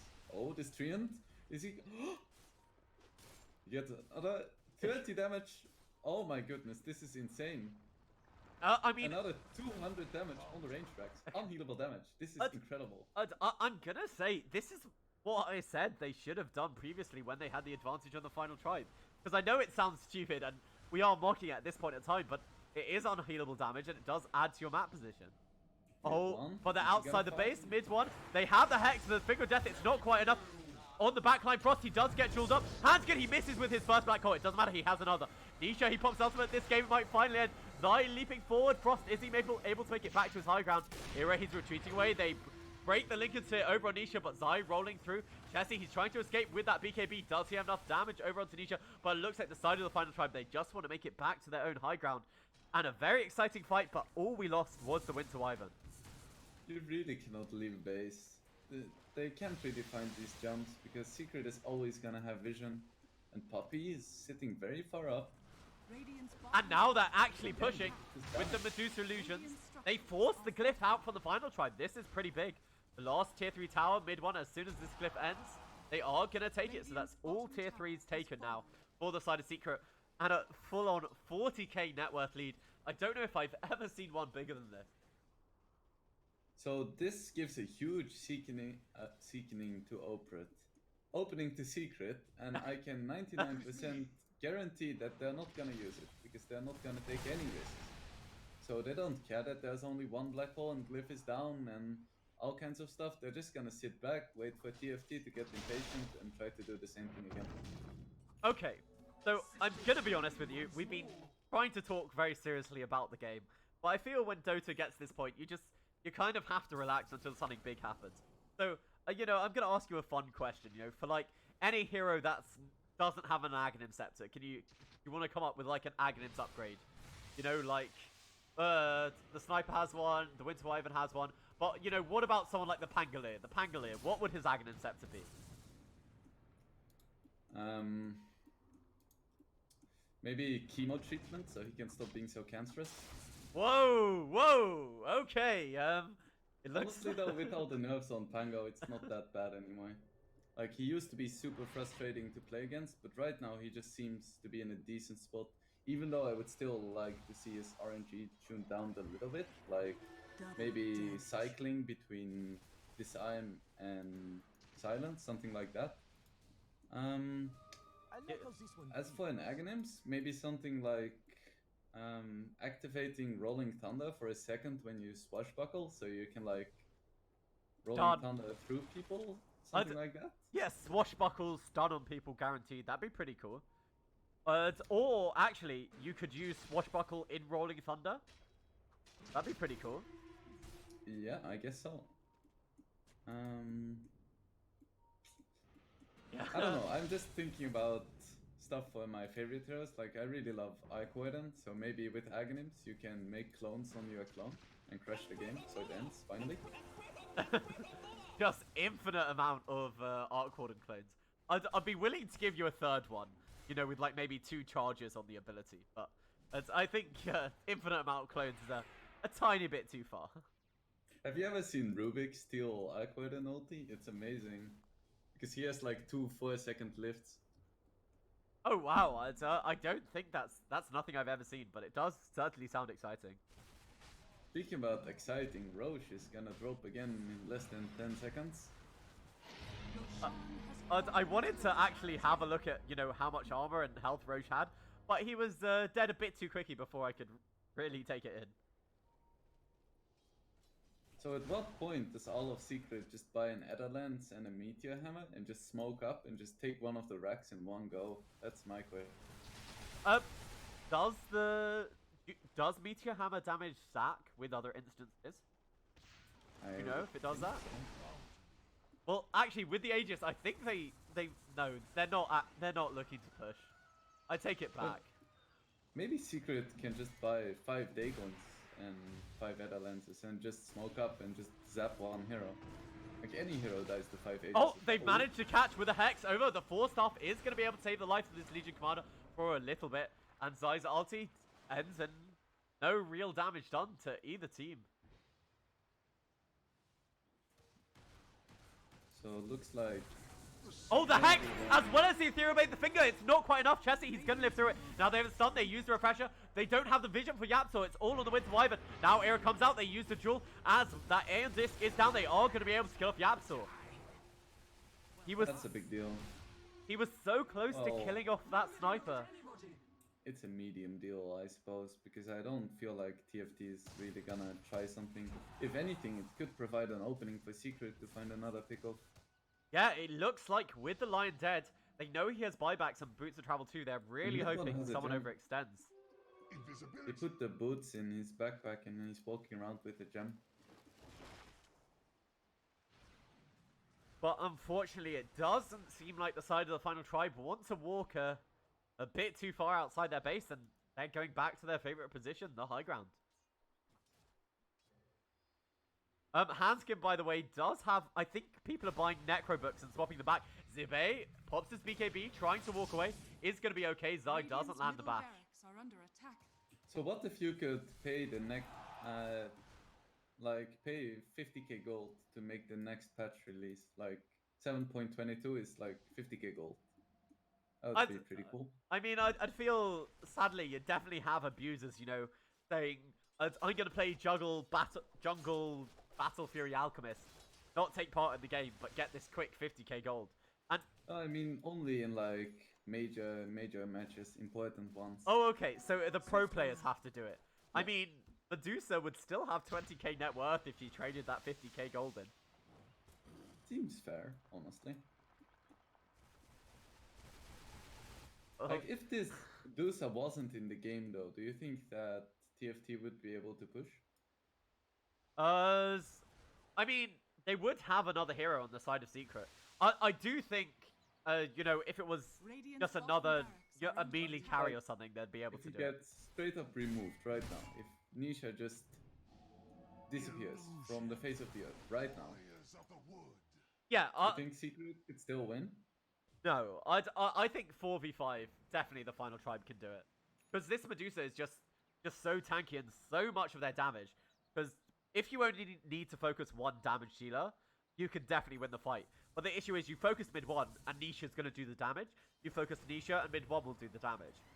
It's having this dual-headed snake that makes them so tough to beat. Yep, so I hit quite hard too though, with fingers. He still only has 90 minutes in. Yeah, it's like the same as the dual damage. If you're not snowballing, you don't really get these charges and damage. We are... Also, just we're halfway just through. 13 more CS. We're and then halfway Nisha has through to the 1500. longest. We're halfway through to the longest game now, which is you know, they're doing their job. They know we just need to double the game length, and it's all gonna be okay. So it looks like Zai They have the duel. They go in. They manage to find Zai, and is he gonna be bursting time? Yes, he is. Nisha with the ultimate doesn't manage to turn anyone into stone. There is a gem sitting here, so just a nice pickoff, but I don't think they're gonna be able to push. I'm quite surprised to see that Nisha hasn't bought a refresher yet. Like, not even in a stash. I feel like every single hero with 12,000 gold should have a refresher, just to be sure. It's also funny to note that every single hero on Secret, except for Yapsor, has a moonshot. Oh, Yapsor, he's just missing out on the party. He needs to get one. He does have 10k gold. He could definitely afford one. Yeah?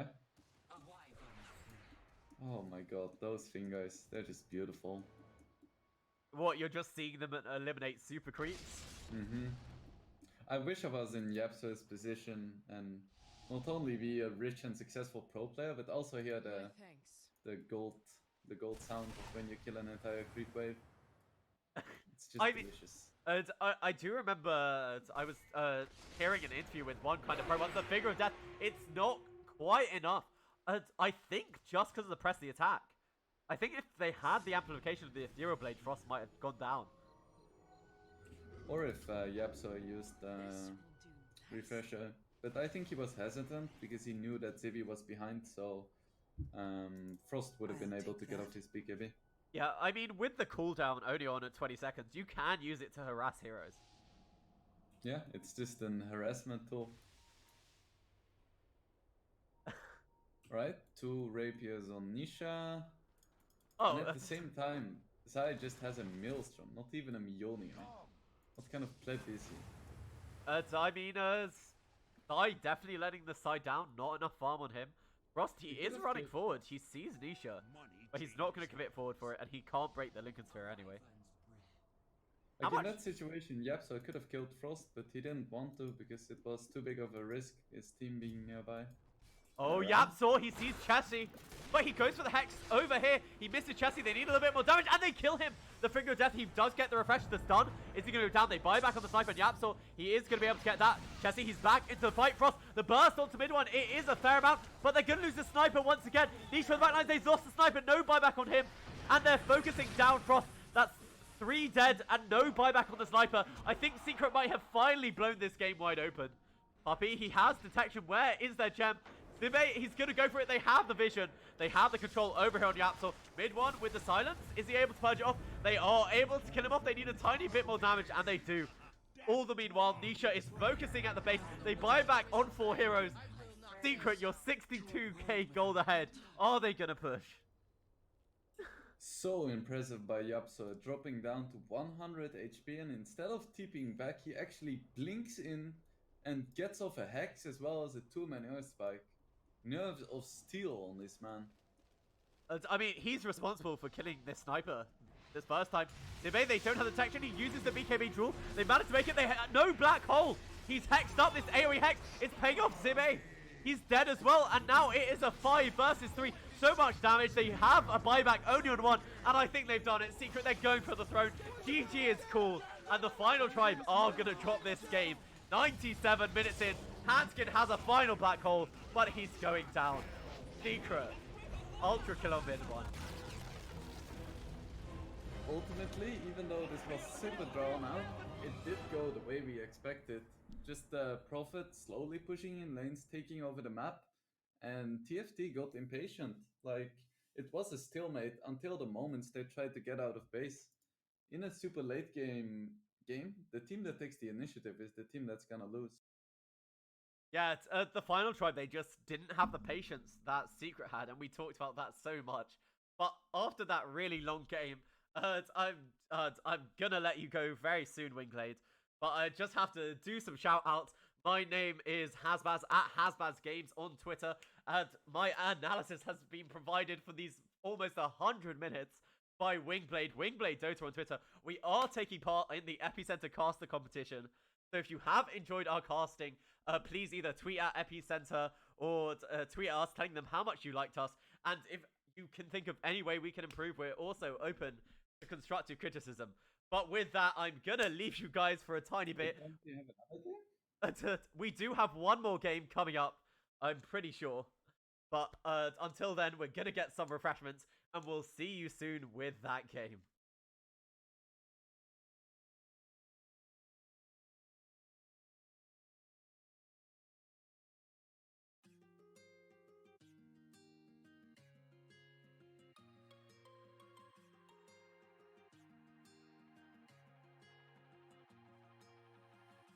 Looking past my reflection, thinking about what you mentioned. It was supposed to be the one to take every last pain away. Nothing on our loving, maybe time told us that we were different. Did it break you down? Staring at the ceiling, fighting off a feeling. One more minute, 'cause I just don't wanna come down, don't wanna go back to how I used to be.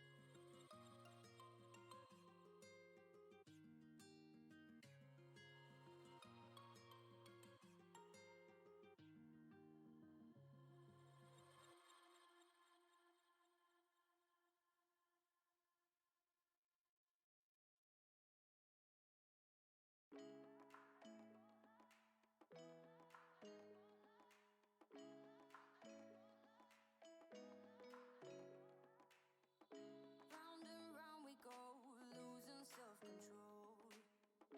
I keep telling myself, but I don't wanna let you know. Is this what we become? Strangers on the run, looking for something, chasing the sun. All those days trying to find a place where you and me can just be alone, alone. All those nights lying by your side, like it's a vibe, feeling it shine under your spotlight.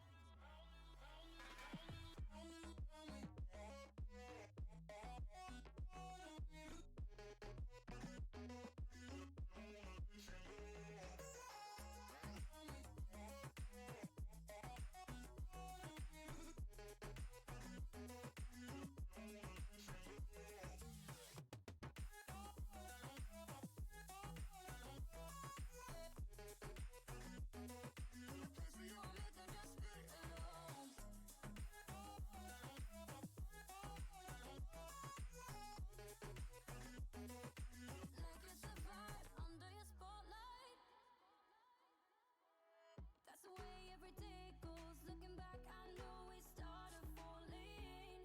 We were falling in love, yeah.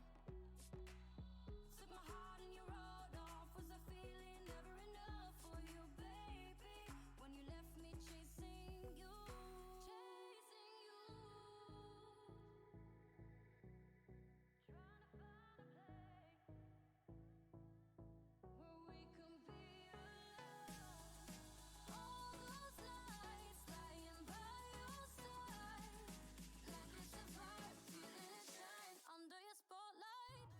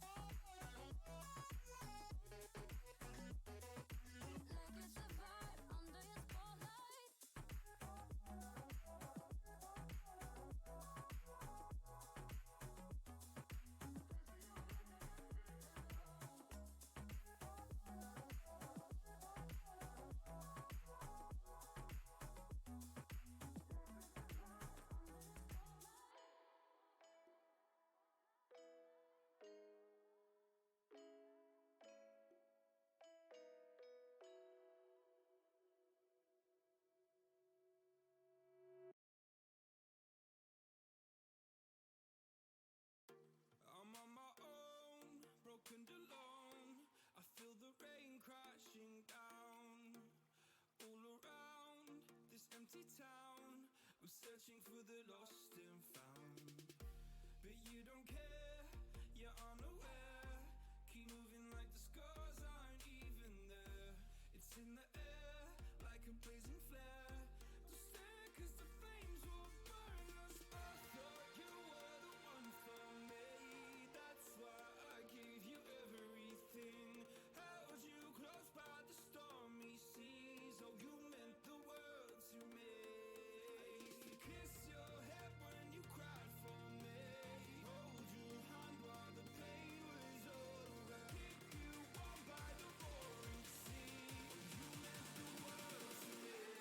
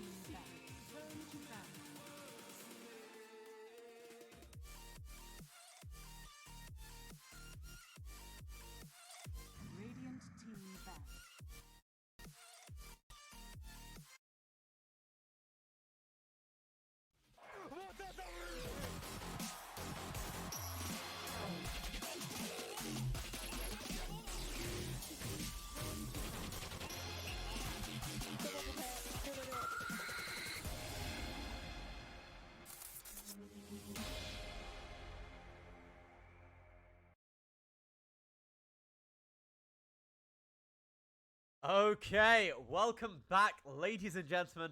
After that, almost 100-minute long 10 extravaganza, seconds you remaining. join us in our last EU Best of One for the night here in the 5 Epicenter seconds Major, remaining. which is Radiant in team partnership with ban. Ray Gaming. I'm your caster Hasbaz. I've recovered a tiny bit after that 100 minutes, and let's hope my analyst Wingblade has as well. Wingblade, have you recovered a tiny bit after all that? It seems Wingblade might you not yet have quite recovered. I was muted. It happens. 10 It's been a long seconds time. remaining.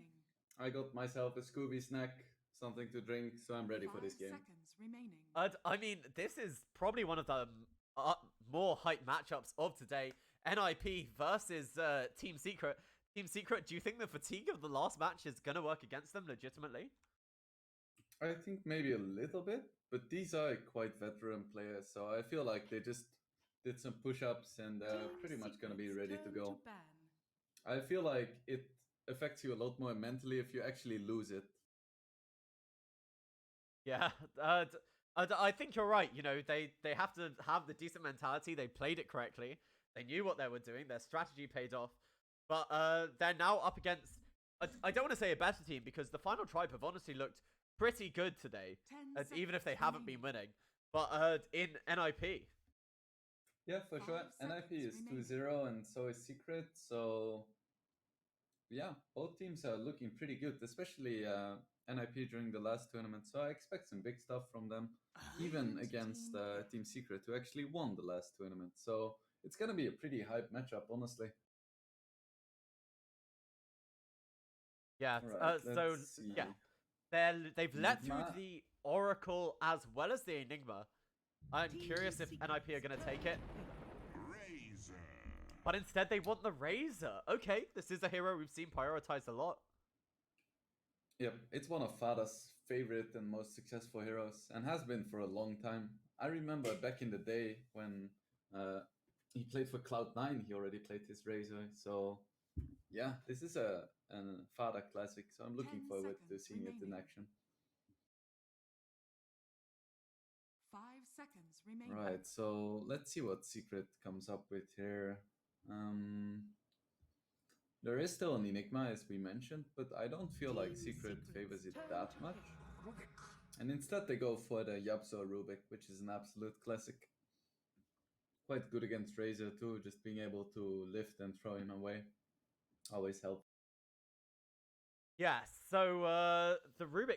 I mean, we know this is Yapsul's signature hero, but do you like taking it first thing, even though there's nothing crazy to steal, just because he plays this hero so well? Usually no, but in Radiant Yapso's team case, pick. yes, definitely yes. Monkey King. He's always gonna find something good. And the same could be said about Monkey King. Usually I would be highly critical of picking a Monkey King this early in the draft, but since mid one is just so good on it and can make it work in pretty much any single game or matchup, it's pretty much fine. Like, picking these heroes up so early gives you a lot of 10 flexibility for the seconds later picks. remaining. Because you know that these players are gonna do well on these heroes. You can 5 focus a seconds lot more on remaining. making sure that Nisha and Zai have good matchups. Yeah, Secret just getting their pick of the litter. But NIP, they took this Razor first, and they're... Team Oh, that's a Secret's really turn to nice ban. counter to the Monkey King, I think. Yeah, I'm curious though if they're gonna play it mid. It's quite unlikely because generally you pick Batrider to counter Monkey in the safe lane. But since I expect it to be mid one playing the Monkey King, it could very well just be a mid Monkey. And then you have a safe lane Razor and mid Batrider, 10 and that's not seconds really remaining. a great combination. Yeah, I see what you're 5 going on seconds about. remaining. NIP, they have started removing the Batrider counters, getting rid of that Abaddon first. Do you think they'll get rid of the Venge or the Legion Commander? What one's more likely to remove versus Secret? I feel like you don't really care that much about Oracle at least, because you already have a Rubik, and Rubik Oracle doesn't seem so great. Um, but banning Venge and Legion is always an option, even though I feel like Batrider isn't only about Lasso. So I wouldn't be surprised to see NIP just not ban another Batrider counter and Radiant instead try team to ban. like focus on their next matchups.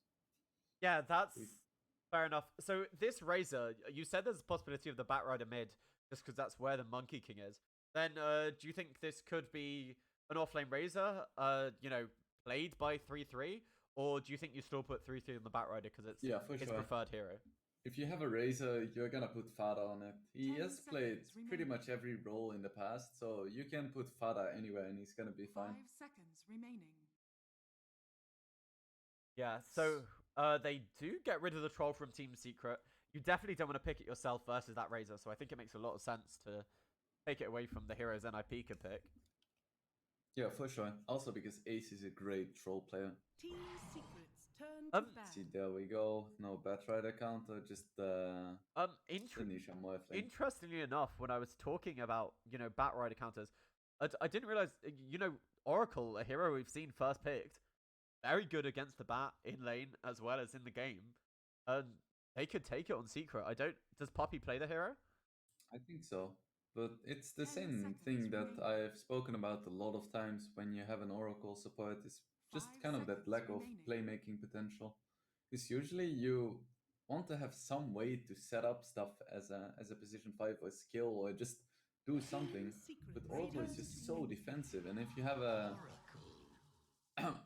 Oracle seems like a fantastic pick. Team I love it. Secret's Why didn't I think of this?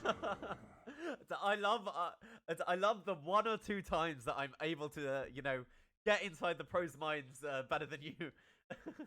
But the instant response to the silencer, it looks like NIP were baiting that Oracle pick.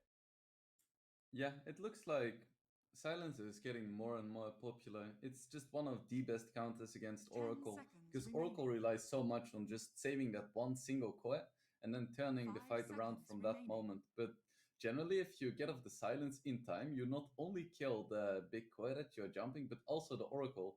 Because he's gonna be close and try to ulti, but if he doesn't get it off, he's just pretty much just sitting duck.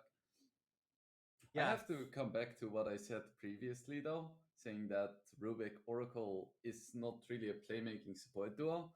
I have to emphasize the fact that Yapso is gonna be a playmaking hero on any hero you Radiant put him. team So I guess it makes some amount of sense.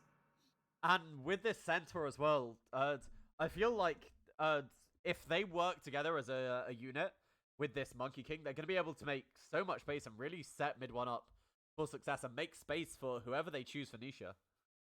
Yeah, I really love this Centaur pick. It's also just very good against Razor in general. 10 Just seconds making sure remaining. that there is never gonna be a huge drain in these fights. 5 seconds remaining. Yeah, that's a really good point. So NIP, I'm gonna assume this is a Peter silencer. They haven't done anything wacky like the mid silencer, like we saw from Thompson in OG. So what are they looking towards now? They need either their 4 position, right? It looks like Shadow Shaman is still in the pool, which is a Saxa favorite, but they are against an Oracle. They could try to go for a Shaker too. It's always very nice to have a Shaker against Oracle just for having that insane burst damage. This leaves the lanes a little bit awkward though. I would actually love to see a Dark Willow in this game, just for that amount of control. Team Secret's turn to ban. We see a Lone Druid, so it looks like it is gonna be a mid. Oh no, actually it could be a position for a Batrider. Okay, Because yeah, we have seen that. 99% gonna play the Lone Druid, Fata is gonna play the Razor, so that would leave Ace on the Batrider, which is quite unlikely. No, yeah, I think that makes a lot of sense to 10 put the seconds Batrider's 4 remaining. possession. It is something we've seen before. Radiant And team ban. and I think it still basically achieves the same thing, even though it doesn't have the same level of farm. Mm-hmm. And we spoke about this earlier, but Lone Druid is just such a good matchup against Monkey King. So Team Secret might just want to place Monkey King safe lane once again. But then that opens them to be abused by the Batrider. True, 10 but they do seconds have last remaining. pick and they have Oracle, so you don't really care that much again about 5 Batrider seconds because you can remaining. just purge the stacks when it becomes problematic. Yeah, that is a good point. The whole matchup changes with the Oracle pick in it. And on top of that, you can also just make your monkey magic immune if you want to. Yeah, so it feels to me like Team Secret, they need a carry to really bring it all together. Do you have any idea who they're gonna go for? I I mean, mean, for NIP or Secret? no, Secret need a big carry, don't they? I feel like they could go for a big carry, but at the same time, they do have some pretty good momentum-based heroes. And if they can just get a carry with some burst damage, so that they can actually kill people inside silence, that would be really good. Because right now they do have the silence, making sure that Oracle cannot save someone getting bursted, but they don't have that burst damage. Like, you're not gonna kill someone inside a Lesser with a Razor and a Lone Druid. So I'd hope to see something like a Sven or Radiant team something picked. like a Void that can actually kill heroes quickly.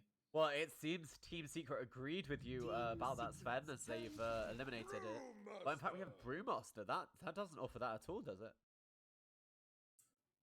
Yeah, now I'm just confused. Who is gonna play what? Well, Is it gonna... it's 3/3 Lone Druid in the mid lane, Razor for Ace, and Brewmaster in the off lane for Flutter. I mean, those lanes might not be it, but I think those are the 10 heroes, right? seconds remaining. I guess so. It 5 feels really seconds bad remaining. to not have... Wait, you said Fata on the Brewmaster? Yeah, Flutter on the Brew over the. Oh, what do you think? PPD Brew and Flutter plays bat? I just think it feels really bad to not have Fata on the Razor.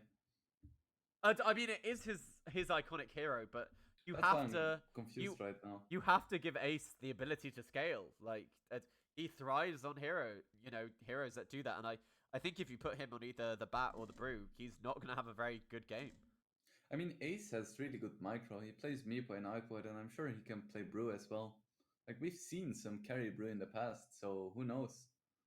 Okay, so while we're questioning the NIP draft, let's take a break and jump right at Secret. They need a carry, someone to go in the safe lane, probably someone for Nisha, and well, they're gonna tell you who it is. And Choose your hero. ooh, Naga. Interesting. I'm not sure how much I like this, because in fights, all of the illusions can just get dispelled by Brew. Okay, so it's gonna be oh, Ace on the Lone Druid, Okay, fair Fada enough. on the Razor, 33 on the Brew. So, Alright, this is not too unexpected, honestly. um, this is our first Naga Siren of the day. We talked about him when he was banned out previously a little bit. But do you want to tell me about the hero? Like, if you think he's going to be strong here, what this hero really needs to succeed? Just tell me a bit about the Naga Siren in the game. Well, I feel like Naga Siren is kind of a combination of Nature's Prophet as well as PL, where he's not too good in fights, but if you give him a lot of space, he's just consistently gonna push lanes and kind of choke you on the map. And then he gets to a point where he's so strong and has so many items that you can't really fight him anymore. And at the same time, he's super slippery. So if you shut him down really early and you can just keep running at the Naga Siren, that's how you can beat this hero. But if she gets some space, if she can freely farm jungle and push lanes, she's gonna be so hard to deal with, because not only does she have a ton of damage, she's also super hard to find, because she's just constantly gonna have illusions in front. Yeah. Okay. So while we look at obviously bugged screens, who do you think's come out on top of this draft? I think I kind of favor Secret here. Yeah, I think so too.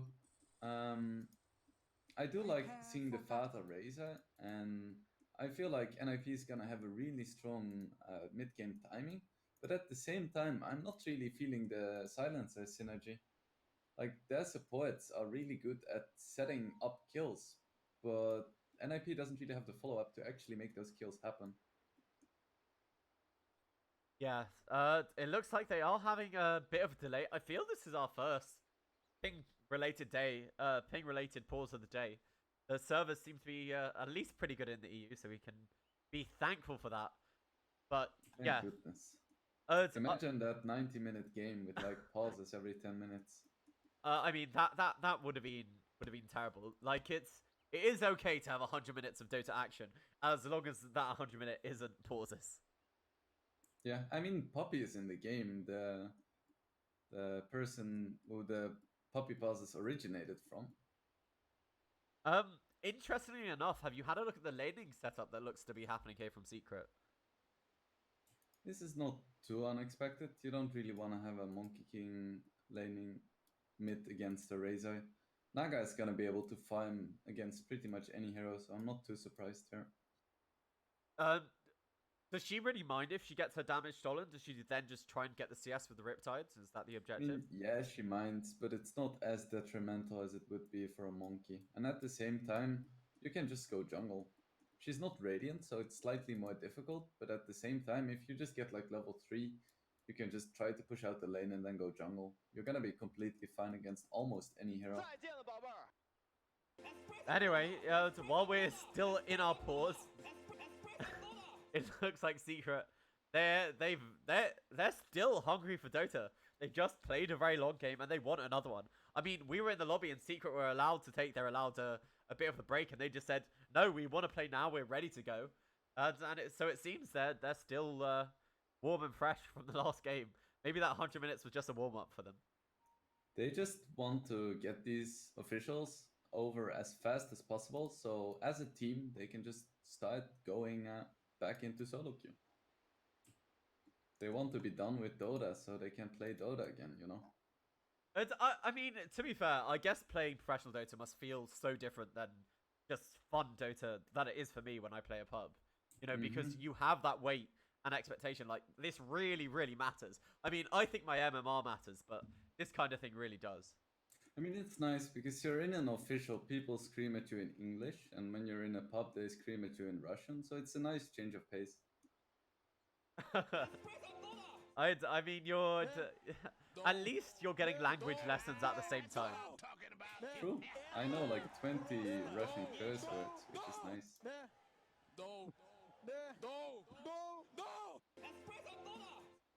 Okay, it looks like we are underway.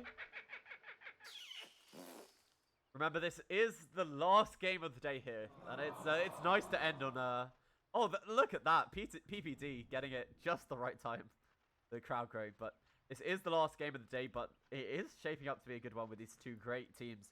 Both doing, I mean, NIP did pretty well in the major, and Secret won the whole thing. Yeah, this should be a good one. There is some interesting matchups as well.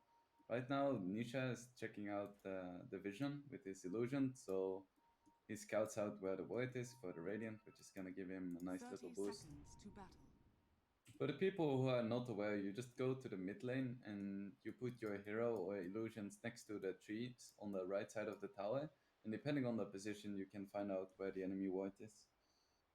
And the same is actually possible on the Dire side as well, but it's a bit more difficult and you need a Quelling Blade. Over here, Sakska might be in trouble with mid one. Has that Jingu, he's held in place. They don't have an Orb of Venom, but with the lift bat, I think mid one, he needs one more hit and he might be able to get it. Is he in range? Or Yapsul, the slow from the Sticky Napalm, it might be enough, but now he's morphed into the courier hit here on the Monkey King, and that does allow him to get that kill. Very nicely done. If he was slightly closer to the trees, he would have transformed into a tree and not be fast enough. Also, Yapso just did what everyone always tells you never to do, which is to take lift level 1, but it paid off in this situation. I mean, I assume you take lift level 1 when you know you can secure a kill. Meanwhile, Fata in this mid lane actually linked up the wrong Naga Siren. So Nisha actually gonna be okay in this first mid wave. It doesn't really matter that much because you still get the damage to last hit with. But even for a Naga, it's gonna be hard to contest a... Yeah, but you do have to feel Razor. kind of good that it's not stolen away from your main hero. For sure. So Zai being left to his own devices against 3-3 and Saksa in this top lane. I mean, this is the same thing that OG did. They just want to make sure that their win condition, which is for at least the mid game going to be mid one, has a good start. If he gets a good start, they might think about rotating heroes, but Senta is not really relevant to their win objective, at least at the start in the laning stage. It's always a very important thing to keep in mind. How exactly are we going to win this game, and which lanes do we need to make that happen? Yeah, and it looks like Puppy might be trying to make a go onto Ace, but with the safety onto his tower, mid one isn't going to commit for it. Just taking the the pot shots that he's able to make over on Ace's bear. Yeah, it's just harassment. You can't really kill heroes that easily with the level 2 Monkey King. He needs at least level 2 Jingle Mastery, possibly level 3. Yes, and Nisha getting 38 damage, actually stolen off his main hero this time. So he is finding this mid lane pretty tough against Fata, at least in the early levels. Yeah, I suppose it's gonna get easier the more levels he gets. Fata's still probably gonna have a good time, but it means that he can at least find the jungle, which is very nice for a Naga. Yeah, and in this top lane, it looks like Saxo was trying to get a kill over on Zai, but he's gonna be able to get away with the help of the Oracle. It looks like Zai is able to live through this Firefly. Not enough stacks on him. I assume they were purged off. If Poppy was level 2, that would have been a kill for sure, but he's just like 15 XP away. He does have it now, so he's going to be able to get that point in the Purifying Flame. That's which is an amount of burst damage I find you should never quite underestimate. DPD trying to trade some hits here with Yapsel, but Yapsel is going to be successfully able to pull the wave. DPD hasn't sold enough intelligence to really hit hard yet. Also, Yapso just blocked the camp in plain sight. He's like, alright, I use the sentry. If you want to use the sentry, go ahead. PPD, with the help of Saxo, they might be going on to mid 1. 2 stacks here. Does have the Firefly. I don't think he's going to commit for this because mid 1 is going to be able to get back to the safety of his tower. Yeah, it's just harassment. Level 2 Batrider is not that scary. Meanwhile, top 33 getting hit a little bit, but he's gonna be fine. But this Quite a does tanky guy. allow Zai to clear up the remainder of these creeps there. So he'll be and more IP than happy moved to their take them. hero's bot as well. So it's gonna be a solo brew, and that's not really too enjoyable against the Sentai for the most part. Yeah, and do you think now that they've seen the NIP hero's bottom, this Oracle's going to rotate? Or is she going to stay to try and secure the lane of Zai? I feel like the lane right now for Secret is in a pretty good position, equilibrium wise, so they don't really need the Oracle right now. Mid 1 is gonna be able to farm.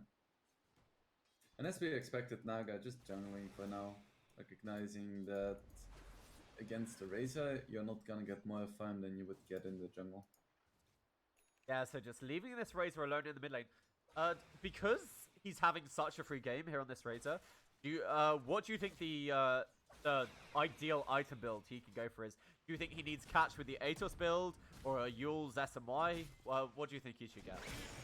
I feel like he should still go for an aggressive build. In this top lane, PPT rotating in, but I don't think they're going to be able to kill it. I think it's just to save 3. Yeah, sorry, you were talking about the Razor build. Zai is so tanky. But yeah, I feel like you don't want to go for a Midas or anything crazy, so Atos is a pretty solid option. Just making sure that you can keep up the aggression. Meanwhile, speaking about aggression, Puppy takes down PPD. Yeah, just enough right clicks, and with the Purifying Flames, they're able to get that kill. As you said, don't underestimate the burst damage. You were completely right. No, I mean, I underestimated it and went to look mid, so chat's gonna flame me, but you live and you learn. Mid 1 having 5 stacks on him, this could be very risky. He Yeah, has a now stun. 6 stacks, has the stun, but I don't think he's going to be able to get away. But the leap into the trees while he wasn't taking damage, that's really heads up. I mean, I was going to say you can tell he plays this hero a lot, but I mean, everyone knows that. The way he stunned was beautiful too. Instead of trying to turn, he just stunned in front of him, assuming that Saxa would get ahead, and he did, so he got the stun. And that's what allowed him to actually get the tree jump. Because if he tried to turn, he would have died for sure. Yeah, and Sai here in this top lane, he is just having a great time here with this Oracle, even though they have PPT up here. But now I look at the CS, NIP, they do seem to be winning in the net worth chart. They have had the better laning stage. Start. It's a little bit better for Centaur now that he has level 3 retaliate. Looks like they just put Yapsor on the mid lane to soak the XP and farm, which is something that Yapsor always enjoys a great deal. Radiant structures are Yeah, fortified. I do remember like a really good Naga Siren game. Yapsor, is he going to be able to go away? Butter is right on top of him with Saxa. They do have 2 stacks of Sticky, and I think that should be enough. So Fata able to run down the full position of Secret. That turn rate from the sticky napalm is such a nuisance. Try to go for the lift. Fata, he's right on top of Nisha, but the juice through the trees, I think it is going to be enough. With no points in the plasma field, he just doesn't have that slow. Very low on top. Is gonna go down here, it looks like. Yeah, 3-3, able to claim that help kill with the help of PPD. And Puppy, not able to save his Sentinel, has now put a point into the Fate's Edict to make him immune to magic damage when necessary. And it feels extra bad because of the -2 on one of those strength heroes with a low mana pool. Dire's middle tower is under attack. So, Suxka, I think he's in real trouble here. They do miss the stun. They need a little bit more damage. If Puppy's able to get the vision, he'll have the burst for the Purifying Flames. But I think Suxka is going to be able to get away. So I just want to emphasize mid-one's build real quick here. Normally on Monkey King you max the Boundless Strike and Jingle Mastery, but he opted to max the 3 dance, realizing that he can't really get off 4 hits on any heroes this game, because you're like against the Batrider, Razor, Brewmaster. So he just goes for the burst damage as well as farming speed from 3 dance. So I really like this build on Monkey King. Yeah.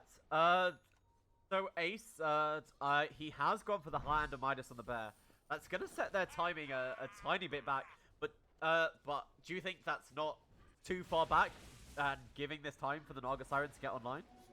I feel like it's fine. If you get it this early, it doesn't really set you back that much, because around 20 minutes it's gonna have paid for itself. So unless your timing is before 20 minutes, I don't see anything wrong with it. So they're going on to Zai. There's no one else here. He does pop the Stampede, but he's now linked up. Stampede, it is fading off. He's slowed by the Arcane Curse. Does manage to get a stun.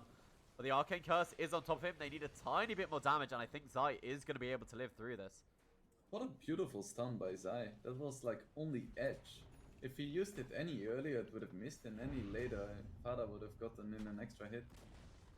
Dire's top So tower with is that, being able to push Zai back, they're able to claim the top tower. Unfortunately, none of them are able to get the last hit on it. But now mid one, he's going bottom to try and defend it out against Ace. But Ace is just going for the tower, has the fear. He does get the root over onto him, but he's not going to commit. This Monkey King, just a tiny bit too tanky for the Lone Druid at this point in time. That's a downside of this build. You can't really man-fight that well, and if people realize this, they will just start completely disrespecting you. Dire's middle tower is under attack. So Suxer, he is building the Drums Boots of Travel, or maybe just a Windlace Boots of Travel, I'm not quite sure. But is going for that greedy speed build that we sometimes see. I think it's pretty okay this game. You're against the Naga Siren, so having that extra TP is that much more important. Oh, the lift back from Yapsor into the stun by Zai. Puppy, he does have the burst. He has another Purifying Flames, and he is able to snipe that kill. Nice setup there with the lift from Yapsor.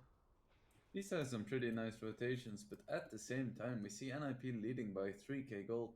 They've been doing a wonderful job in these lanes, coming out on top in pretty much every single one. So Puppy, he's going for this rune, willing to sacrifice his life for it. Do they have enough damage to kill him with the disarm? It does end just in time to allow 3-3 to get the last hit. And on the meanwhile, actually a bigger kill. They managed to take down mid one. Did you see how that happened? Well, Fada got almost a full duration drain, so not much a Monkey King can do in that situation. Tried to go for Bounty Rune, but very greedy. And even with Ace getting that root right at the end. So it looks like Ace is gonna go for... He went for a Midas. I've seen him build some Mask of Madness too, and same for 33. So it's interesting to see that he doesn't really mind having a bit less pressure at the start and then hitting a stronger timing in the early mid game. Yeah, and we were right about the Razor build. This Atos only the recipe away now, so only needs another 700 gold, and it looks like they should be able to get this tier 1 mid without much contestation. Oh, while we're watching that, Puppy goes down here. Middle tower has fallen.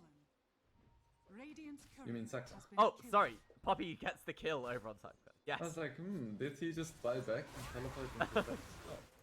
Oh. Razor had the vision over on Nisha, farming up their jungle. Nisha's just gonna TP out. That aggressive farming, it does seem it's paid off. And it's gonna be so hard to kill Nisha at this point. Just the song can stop pretty much any aggression. The one chance they would have is like trying to run in and then popping the silence so he can't stun. But that's quite difficult to do when your silencer is level 5. So, I was talking. I wanted to say earlier, I saw one Naga Siren game. It was played by Ace, who is on the other team. But NIP, they basically just stalled out till Ace had Manta Style, Diffusal, and Heart, and then they literally just mowed down the other team. Do you feel that's what Secret is looking forward to doing? Yeah, all they need to do is make sure that this Naga is super fat, because they don't really have a good answer for the split pushing and lane presence that Naga is gonna assert on the map. So as long as Naga is super fat, I don't see how NIP has an easy path to victory this game. They just need to make sure that they hit their timings and then finish the game fast, because they don't have an answer for this Naga. So Fata has completed his Atos. He's smoked up. They do see Nisha, the Atos on top of him. There is a point in Song if he feels he needs to use it. Are they going to blow the global silence? They don't actually have it yet on PPD. But with the lasso, the Stampede, he's not quite able to get away. Do they have enough damage? They need one more lost right click. And the Bat Rider is going to get it. Fata just goes down. This is wow. the power of Naga. Even with just that Yasha. Yeah. You don't Fata, pay man. attention for a moment and you're dead. Very greedy from Nisha though, not popping the Song earlier, relying on the Sentai Stampede. He could have easily lived, but he was living on a razor's edge. Oh, wow, wow, very clever. You get points for that. I don't know whether they're positive. I'll take it. So PPD, he is still yet to hit his level 6. And I feel like we haven't seen the first use of Bruce Split yet by 3-3 either. Yeah, he's just been farming. I wouldn't even mind a 33 going for a Midas here, just because this game has been so passive for him. He's just been hitting creeps in the side lanes, which is perfectly viable, but I feel like he can be greedier in these situations. So Ace, he's pretty close to that relic, needs another about 1,600 gold. And he has claimed number 1 in the net worth after that gank they did get over on the Naga Siren. Yeah, Ace is always very good at taking advantage of having free Oh, farms. I was Well, we talking do about see the that Bruce Split. Bruce Split. Do they know where mid 1 is? They don't have the vision for him. They have an idea what tree he's on. You can't really get Monkey over tree as bro. No Yeah. pulling blades. And that's just a wasted Bruce Split. I guess he thought he didn't have the leap into the trees because he had taken enough damage. But while that the Primal Split animation was going on, he's just able to get in the trees. At the same time, they are gonna get this tier 2 top here, which is quite nice. They traded for a tier 1 bot, so they have to be pretty happy about that one. Just taking over this dire jungle completely. But One weakness that they do have as a lineup is that they don't really take Roche that fast. So they can't really take advantage of controlling that specific part of the map. Yeah, that is a very good point. The pings do come out onto his Bat Rider in the bottom lane, but he is just going to be able to clear through these things. So both sides, they've swapped jungles. This game, it does seem like it's been fairly slow. Who do you think this favors? Or do you think it favors both of them until, we hit that really big timing of the Radiance and they group together? Ooh, this is big. Oh, he pops the ultimate here on mid 1. They have the split. He's affected by the silencer. Meanwhile, they do lose the Bat Rider on the bottom lane. And he TP's out successfully. Beautifully done. That takes him pretty intense presence of mind, tipping out there after using ulting. Super well done. I mean, the But Atos, yeah, I don't feel like it... it had previously been used. And yeah, just TPing out, man. But yeah, I don't feel like the passiveness of this game particularly favors one team, because both teams are pretty much getting what they want. Oh, mid 1. He's not gonna escape from this one. Or is he? The Stampede over here, he is going to manage to live through it, but they managed to get a lasso onto the Oracle, so there's going to be no Oracle ultimate. How they actually buy back on the Oracle to look to defend this high ground. NIP, they're not actually pushing the high ground because the lone Druid Ace, he's just taken a tier 2 middle. And there is a blink on Zai, so they could try to go for a play here. But it looks like for now they're just content to farm. And I feel like that's the right play for sure. Nisha has his Manta style working towards the Diffusal Blade now. And both him and Ace are extremely farm. So the first engagement's gonna be fun to watch for sure. Ace just 300 gold away from his Radiance. And this Razor, he's just sitting here with the Rod of Atos, really hoping that mid one overextends once again. I do like what they're doing with this creep wave pressure in the top, though. Yeah, for sure. I mean, just pushing means that it's really hard for Secret to make a play, and just mid one being here also makes it very hard to push. Yeah, with the Invis rune here on the Batrider, he was really hoping to catch someone out, but realizing that's not going to be possible, just cutting the creep wave here. And with the Radiance coming pretty close over here on Ace, he TPs his bear back, and now he has the money for it. They could try to go for a push, but it's very risky to do without Aegis, especially against like a Zone and a Blink Senpai. They have the Atos over onto the Monkey King. Puppey, he is back here, doesn't feel the need to pop the ultimate. Dai blinks in. Is that the reveal of the Blink Dagger? I feel it hasn't netted kill. Maybe in the bottom lane. But Ace, he's just focusing the bear on this tier 3 tower. The side of Secret, they have to stop this push, but the Naga Siren Nisha is busy focusing on this tier 1 tower. And in the TFT game, we saw a Maledict Inferno Blade on this bear. Dai blinks forward, mid one, pops the ultimate. Is it going to be enough? They do lose their first bear. They have managed to take the tier 3, and meanwhile, 3-3 pops the ultimate. He's held inside his ultimate, and the rest of the side, they've been able to escape. 3-3 here, he's caught in the trees, but the Primal Spirit allows him to get out of that ensnare, and now the Wukong's command is over. They're just going to go back into the high ground.